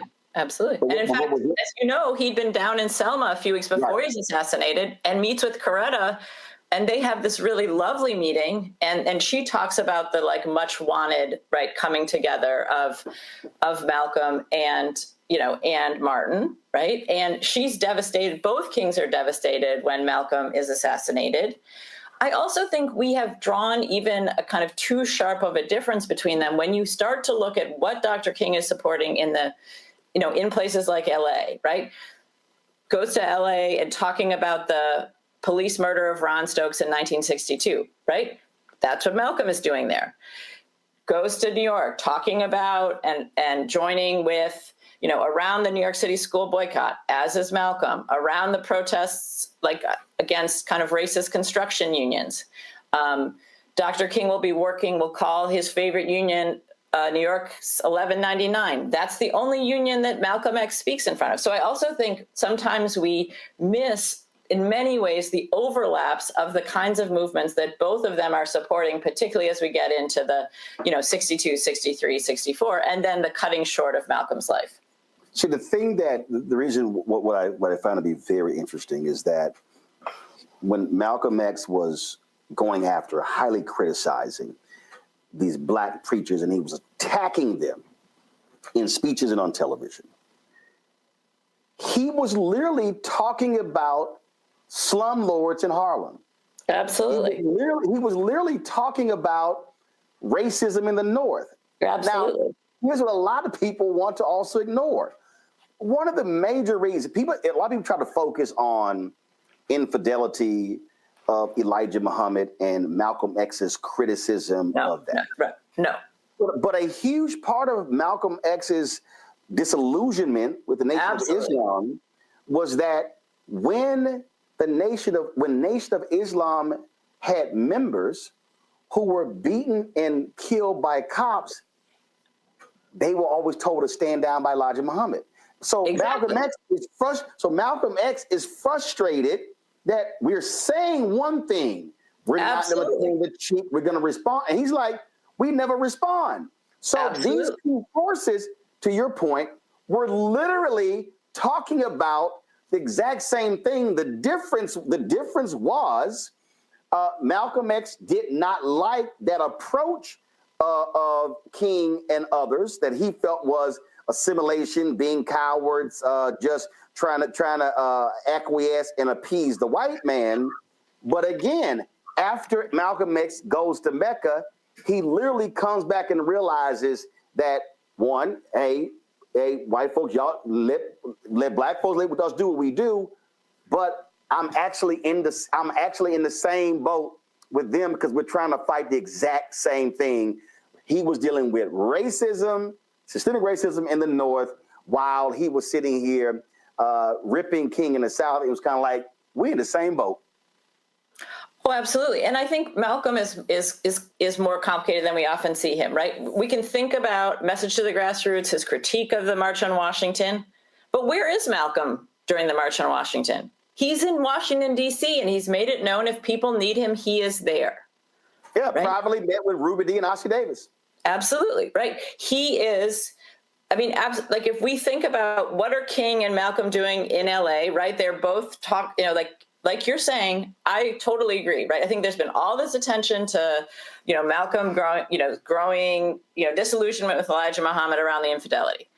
But I think this split really sort of begins much more, or not begins, but gets much more like palpable in 1962 when he's gone to LA because Ron Stokes has been killed. A number of other unarmed members of the nation have been injured, and people are building a movement, and Malcolm is kind of coming together with that movement, and then Elijah Muhammad makes him leave. And that happened, and he keeps, this kind of wanting to walk the walk and not just talk about it, but like you're saying, be able to be organizing, be doing kind of pushing for the kinds of change and being held back. So I think there's no way to understand the split as a kind of Malcolm's growing disillusionment with not being able to make that political rhetoric into actual movement on the ground. One of the things that I found to be interesting as you lay out, you talk about King's travel to the point he wasn't traveling just to the South. Tempe, Arizona. Where were, in your research, we think about large cities. We think about Chicago, Los Angeles, New York City, Boston. But where were some of the outer way places he was also calling out Northern racism? I mean, and I think before we know that Dr. King traveled a lot, but I think we've really reduced that to, it's about fundraising. Right, or getting an award, or he was getting just awards, talking. Right? He was just talking. Right, he's just talking, right? And I think one of the things that and again, really seeing this through the eyes of the Black press, that he is showing up for so many people's struggles, right? So people are saying, we're organizing. So how does he get involved with 1199 in New York? They're going to strike. First of all, what's 1199? Thank you. 1199 is the Hospital and Healthcare Workers Union in New York. And in 1959, they are trying to organize the lowest paid hospital workers, which are Black and Puerto Rican women working kind of a split shift. They're kind of like orderlies. They come in the morning and then they come in. They have to come in again at night. They're working their wages are so low, Dr. King says, that you can't even call them wages. And so they're organizing a strike. And they meet with Dr. King, and Dr. King says, count me in, call on me. And this is one of the things that I think we also have not understood about his leadership, which is that part of what is in this travel is Dr. King showing up and being, as we talk about today, showing up for sort of people's work, showing up for people's struggles, right? That's a key facet of his leadership as he sees it. And so he just travels, the amount of travel, the amount of exhaustion, right? To be able to do that and to really prioritize that. I think we've really missed that. I think the other thing we miss is how often, again, like you're saying, we assume he's getting awards. And then when you actually listen to what he's saying, he's constantly, right, reminding his audience that there is a problem here too, right? You've invited me, even in some of these where he's been invited just to talk about the movement in Birmingham or the movement in Selma, or, he's not stopping there, right? He's also talking about what's happening right there, wherever he is, whether it's Tempe, whether it's in Iowa, whether it's in Cincinnati, whether it's in, Washington, D.C., right? He's out for Washington, D.C. statehood. There are so many issues that he is joining and helping to kind of support local struggles. And I think we've missed this aspect of his leadership. I think we're so used to seeing sort of him, kind of at a distance, right? That this way that he shows up and that he also is learning and then constantly kind of expanding sort of how he sees the kind of segregation and white supremacy.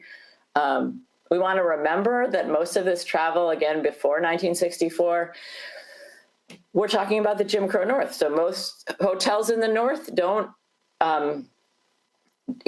serve Black people, many restaurants, right? So part of this is also Dr. King staying with lots of people. And so therefore also being educated about all of these different issues across the country, right? So he goes to Detroit in 58 and they're taking him around and showing him the kind of early ravages of urban renewal, right? So all of these issues in part come out and become part of the ways that he's seeing kind of what has to change in the United States. Couple of things really jump out at me. And that is, as I'm sitting here, as I looked at it, and so I interviewed Lori Stokes. And of course, her father was Louis Stokes, and, longtime member of Congress. And we talked about when her uncle Carl Stokes was elected mayor of Cleveland. She told me the story of Dr. King happened to be in the hotel room when the news came in that he won. And he wanted Dr. King to come downstairs with him. That's not what happened. No. But Dr. King said, no. It's like, no, go on down. But before that night, Stokes didn't want MLK even in the city to organize and mobilize Black people. That is a fascinating story because it shows you the fear of a Black politician of upsetting white people. Absolutely. And the story that I think is often told about how Carl Stokes wins is that in the story I initially learned was that he gets the white vote. But when you actually look at what happens and what brings Carl Stokes to victory, particularly in that primary, is the fact that there's this massive Black turnout, right? That many Black organizations in the city, and including SCLC, and King spends a lot of time in Cleveland doing that kind of voter turnout, doing that kind of voter registration, and that it is Black turnout that changes the game for Carl Stokes in that primary. 2 years before he'd lost to, who becomes Mayor Locher, and then he wins that primary, and it is Black turnout that changes the game. Again, let's peel back. Stokes doesn't want King coming. Doesn't want King. Doesn't want him doing anything. Nope. And he narrowly loses. He narrowly loses. King rebuffs him, says, I'm still coming. But, and this is which is why it's so important today, Black people in Cleveland said he can't win, so therefore I'm not going to vote. I talk about the New York Times did a story. A group of they talked to a group of Black voters after Trump was inaugurated. And there was a woman, a 39-year-old Black woman in Milwaukee, who said, a teacher's aide, who said she did not vote because she thought Trump was going to win. Well, you not voting guaranteed he was going to win. So if 100 or 200,000 others thought like you, that's how Trump won. Well, that was the case. Stokes doesn't win because Black people said, hey, he ain't got a shot.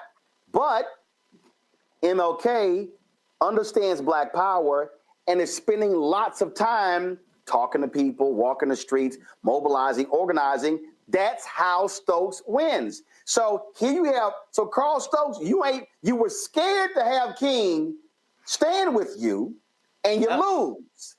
And then when King stands with you and puts in the work, he wins.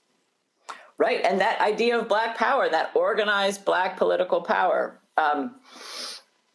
we see it in Cleveland, but yeah, Carl Stokes being afraid. And the story I heard is that Stokes does not want him, even that victory night, anywhere near him.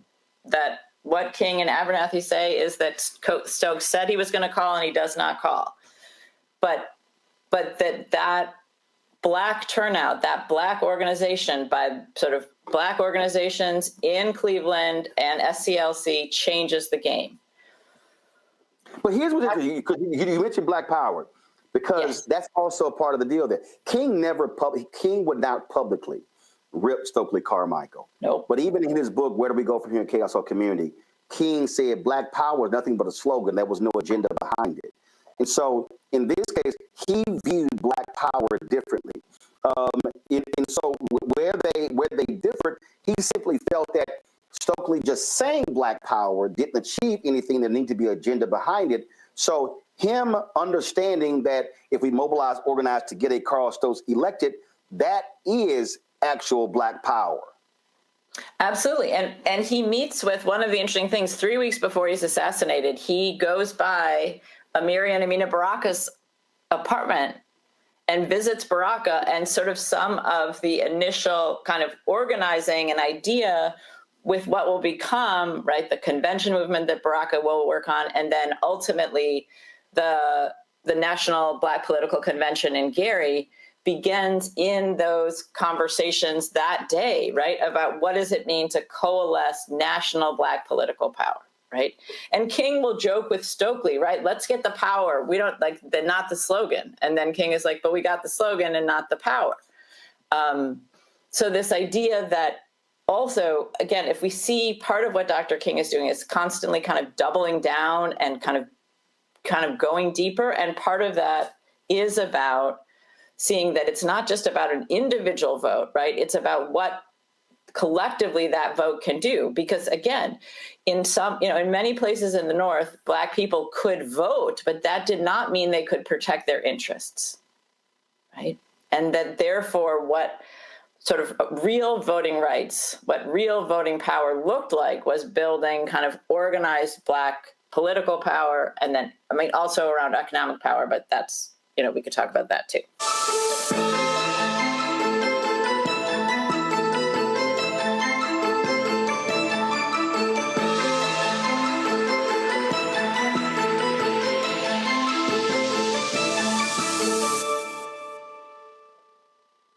Hatred on the streets, a horrific scene, a white nationalist rally that descended into deadly violence.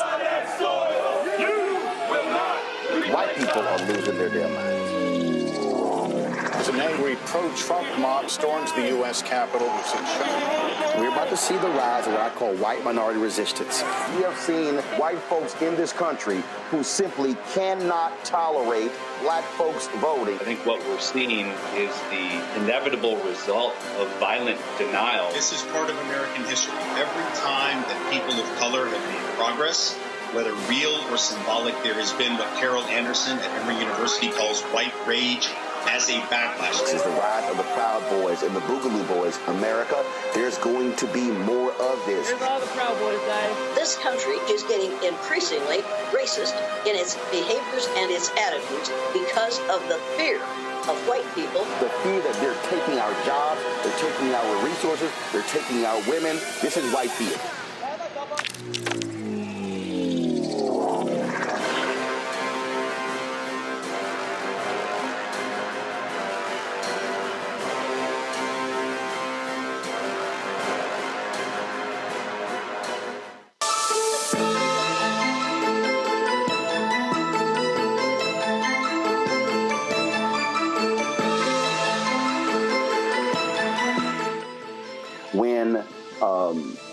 When my book White Fear came out, White Fear, How the Browning of America is Making White Folks Lose Their Minds came out, I sent this book to a number of Black journalists across the country who are on network television, network and cable television, to send to some white journalists as well. And a Black journalist, I'm not going to say who, hits me up and says that that when the book was taken to this host producers, the white producers did not like the title of my book. The title is White Fear, How the Browning of America is Making White Folks Lose Their Minds. So then the black host says, and I'm saying, well, you know that the thesis of my book is literally what has been written in the New York Times, in Time and Newsweek, NPR, Axios, and I literally sent the articles. The black host says to me, well, you know, you're preaching to the choir. I said, no, I need you to be the pastor. I said, are you aware that I literally write about those same white journalists in the book? And the reason we don't have these conversations is because they won't have them on the air. And so when I was reading this, man, I said, wow. And I was shocked with the person who did this. You write 1967, journalist David Halberstam spent 10 days with King for a lengthy 1967 Harper's feature traveling with King to Cleveland. And you go on and write these. You talk about Halberstam wrote books and John Lewis described him as, quote, the only one covering us. You say, but here Halberstam's framing was different. With no mention of long-standing movements in these northern cities, Halberstam called King, quote, arrogant and in danger of losing his way. Halberstam longed for the, quote, heady days, unquote, when King was, quote, was our beloved, unquote. In northern ghettos, Halberstam claimed the schools are terrible, but there's no one man making them bad by his own ill will. The jobs are bad, but the reasons Negroes aren't ready for decent jobs are complicated, unquote. Then you say this here, which really jumps out at me. You said, for Halberstam, northern injustice might be bad, but its causes were amorphous, and northern blacks weren't necessarily, quote, ready, unquote, for decent jobs anyway. Now, this is somebody, and I have a number of his books, who has been hailed as this paragon of virtue, this amazing journalist, this unbelievable empathetic writer who frankly made his bones. He made his legacy covering Nashville. It was built on covering the Black freedom movement, some call the civil rights movement. Yep. And so here's a white journalist, a white male journalist who they believe really understood us. And when I see this, that northern blacks weren't necessarily ready for decent jobs anyway, I thought about John Wayne, who was a white supremacist, who literally said that blacks weren't even ready for integration. When I see that, so this is a fundamental problem here, where this is a white male journalist who is beloved, who frames King in a way, and he is shaping the national narrative. So when you read his article, well, if Halberstam says that, well, it must be true. And over, we see that word arrogant being used against Dr. King a lot in these years, and particularly when he starts, again, to turn his, like, when he's talking about, right, a Cleveland or a New York or an LA, right, now he's arrogant, right? He's out of his place. And then that second point, right, which is that, again, one of the other ways that Northerners tended to excuse the inequalities in their cities was this idea that there was, culture, and that people weren't ready, or that people didn't have the right work ethic, or people didn't have the right educational values. And over that would become part of the ways then they would cover sort of Black life in their cities as a dysfunctional, as a problem, as to sort of maintain that idea, right? That it wasn't that it was the schools were segregated, it was that Black people didn't value education, or there was this dysfunctional culture. It wasn't that we had differential segregation in parts of the city. It was that Black people didn't clean up their neighborhoods, right? And so here we see somebody like David Halberstam, like you're saying, who makes his career, right, covering Nashville, covering the civil rights movement. But when we get closer to home, that coverage is very different. And like you're saying, it then shapes how we understand the North, how we understand King's work in the North, and how we understand like Black life in cities like Cleveland or New York.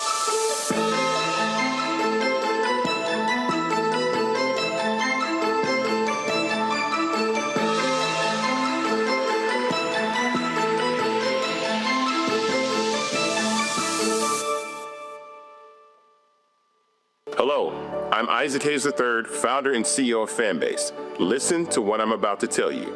The window to invest in Fanbase is closing. We've raised over $10.6 million of our $17 million goal.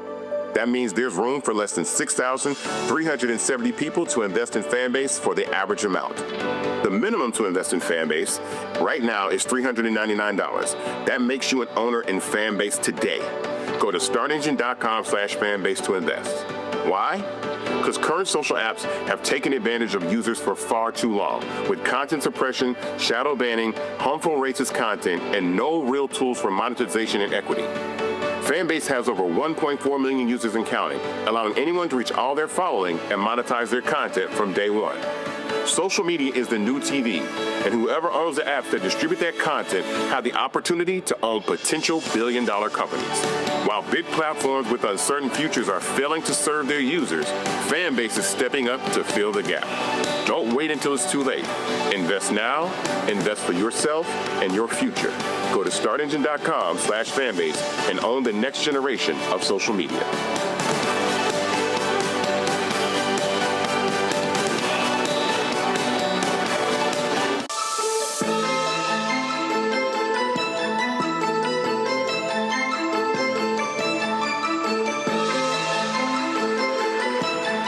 Two more questions. The first question I'll ask is, and I ask every author this here, in your writing, in your research, in your interviews, what was the wow moment for you? What was the moment that caused you to go, oh my God, this is crazy. I can't believe this, or I never even knew this? I mean, I think the wild moment is like sort of starting in that research in LA and being like, wait a sec. All these books make it seem like King's just discovers the problem of Black people in LA. After this was not the book this was not what you were researching. No. Go ahead. So that, and then once you ask the question, it's sort of like, those, kaleidoscopes we had as kids, right? Where you turn and then all of a sudden the whole picture changes. And so in some ways, when I started asking that question, when I started saying, okay, maybe this story we've been told about King discovering the North post-1965, about Northern Black people not having an interest in King, maybe that story is not what we have been told. And then just finding it everywhere. So both he is everywhere, joining with movements all around this country, not discovering Northern racism, because in fact, he had gone to school in the North. And so King at age 20, right, has experienced housing discrimination and housing segregation because he's lived it. King has experienced the limits of Northern liberalism because he's lived it. So again, the whole kind of way that the story that still persists had so many holes in it. I think that was the most surprising thing. It wasn't one revelation. It was just how much there was to find and how much things that we thought we knew, right? I knew he'd gone to BU. I knew he'd gone to Crozier. But the way we tend to talk about that is who's he studying with? What's he studying? Not where is he and how is that experience going to affect how he thinks about this country and the world? Second to last question. I thought I had two, but one just jumped up. I think it's really important because oftentimes it is grossly overlooked. How critical was his wife, Coretta Scott King, to this as well? We only view him as one-dimensional. She is portrayed as the woman who went on the road. She sang, she raised money, and then she went back home to take care of the kids and to tend to the house. That's not the fact. The reality is a lot of his thinking derived from her arriving at that place before he did. Absolutely. I mean, I think we need to understand sort of how fierce and how, I mean, in many ways, when they meet, she's more of a political activist than he is. Coretta Scott goes to Antioch College in Ohio. It is both an expanding experience, but she also, like King, encounters kind of Northern racism, the limits of Northern liberalism. At Antioch, she's introduced to the Progressive Party. They're running a third-party challenge in 1948, right, against Truman and the Democrats on issues domestically of segregation, on issues in terms of foreign policy, a kind of anti-Cold War militarism. So in some ways, many of us associate kind of the triple evils, right, of racism, poverty, and militarism, right, with those last years of his life. Those ideas, and I'm not saying they don't deepen and ripen, but those ideas are already there when he meets her in 1952.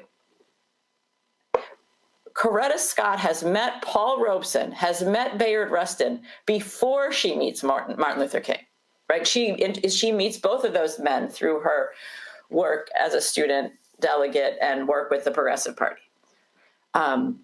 So who she is when they meet. When they get married, just to tell you a story, when they get married in 1953, she insists she won't wear white. She doesn't wear a long dress. She wears a tea-length light blue dress. And she insists to her very imposing father-in-law to take Obey out of their vows because it makes her feel like an indentured servant. Okay, so this is who Coretta Scott is and who is Martin Luther King's beloved. And again, 1953, this is not 1968, right? 1953, no Obey. She keeps her name, right? Despite the fact that the press often just will refer to her as Mrs. Martin Luther King, if you hear her, she is always Coretta Scott King. That global perspective that we often associate, again, with the last years of his life, she has much earlier. For instance, 1962, she joins a Women's Strike for Peace delegation to Geneva around pressuring the United States and the Soviet Union to sign a nuclear test ban treaty. She's very sort of committed to kind of global peace, anti-nuclear.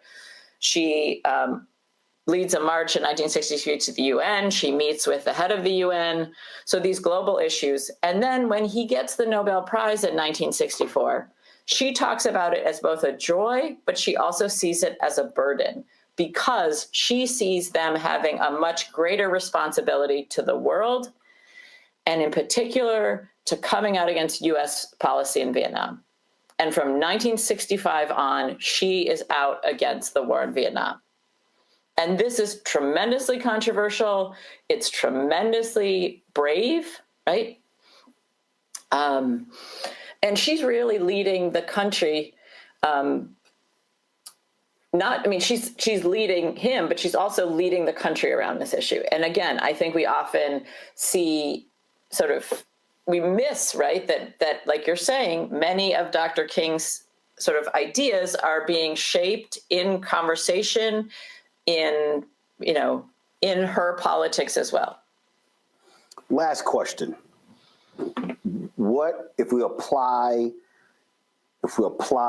what King was trying to do outside of the South, then what lessons do we take from this today in terms of how we should be approaching what's happening in this country? What is happening in this country, I fundamentally believe, is not a South versus North, but as a city, urban problem, and everywhere else, it's nirvana, it's heaven. So I think there's a number of lessons. The first is part of, again, looking at the King of the North is about also challenging the misuse of Dr. King against movements today.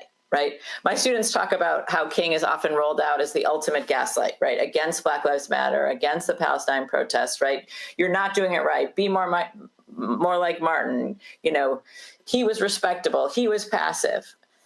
And in many ways, missing that the very same criticisms of young people today, young activists today, are being waged against Dr. King, right? So that's the first lesson, right? Is what does it mean to be more like King, right? To be more like King is, in fact, like many young activists today.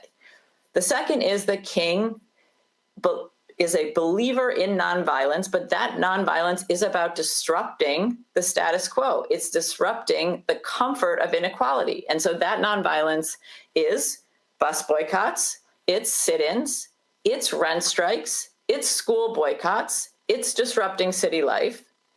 One of my favorite quotes from Dr. King in 1964, Brooklyn Core they've been protesting housing and school segregation and job discrimination in the city and gotten very little change. And so they decide they're going to stall cars on the freeway out to the World's Fair. The World's Fair is opening in Queens in 1964 in New York City. And as you might imagine, Black moderates, white moderates, city leaders go crazy. This is horrible. How could they do that? And they try to get Dr. King to come out against this. And he refuses. And he says, we do not need allies more devoted to order than to justice, right? And then he says, I've heard a lot of talk about our direct action alienating our friends. If our direct action alienates our friends, they never were really our friends. Right? So I think that the necessity of disrupting the comfort of inequality, the comfort of injustice. And then I think the third lesson we get from sort of both Kings is the ability to double down, right? To go bigger, go wider, right? That I think sometimes we forget how hard it is and how scary it is and how scared they are, right? That part of what people like Martin Luther King and Coretta Scott King bring is the ability to move within fear, not that they stop being scared, right? So I think we have to disabuse ourselves of this idea that you just move past fear. No. But also their ability to double down, that in the face of pressure, in the face of opposition, in the face of threats, to both stand fast and then also to go bigger and go harder. Folks, the book is King of the North, Martin Luther King Jr.'s life of struggle outside the South. Jeanne Theoharis. Jeanne, it's great that you were researching something else and stumbled upon the amazing work that Reverend Dr. Martin Luther King Jr. was doing there in the North. I did not ask this question, but I'll make the statement, and I'm sure you agree because your reporting lays it out. The other thing is this here, King was criticized for people that say, oh, he's swooping in. But the reality is he was called by people to come in. King supported local efforts on the ground. It wasn't about him stealing attention. When he was called, he was elevating what the local folks were doing and giving them credit and backing up what the fights they were doing on the ground as well. And so that's too often, I think, a mistake that people make as well, thinking he was just swooping in for all the attention. No, he was helping local organizers amplify their work. Thank you. Appreciate it. Fascinating book. Thanks a lot. Thanks so much.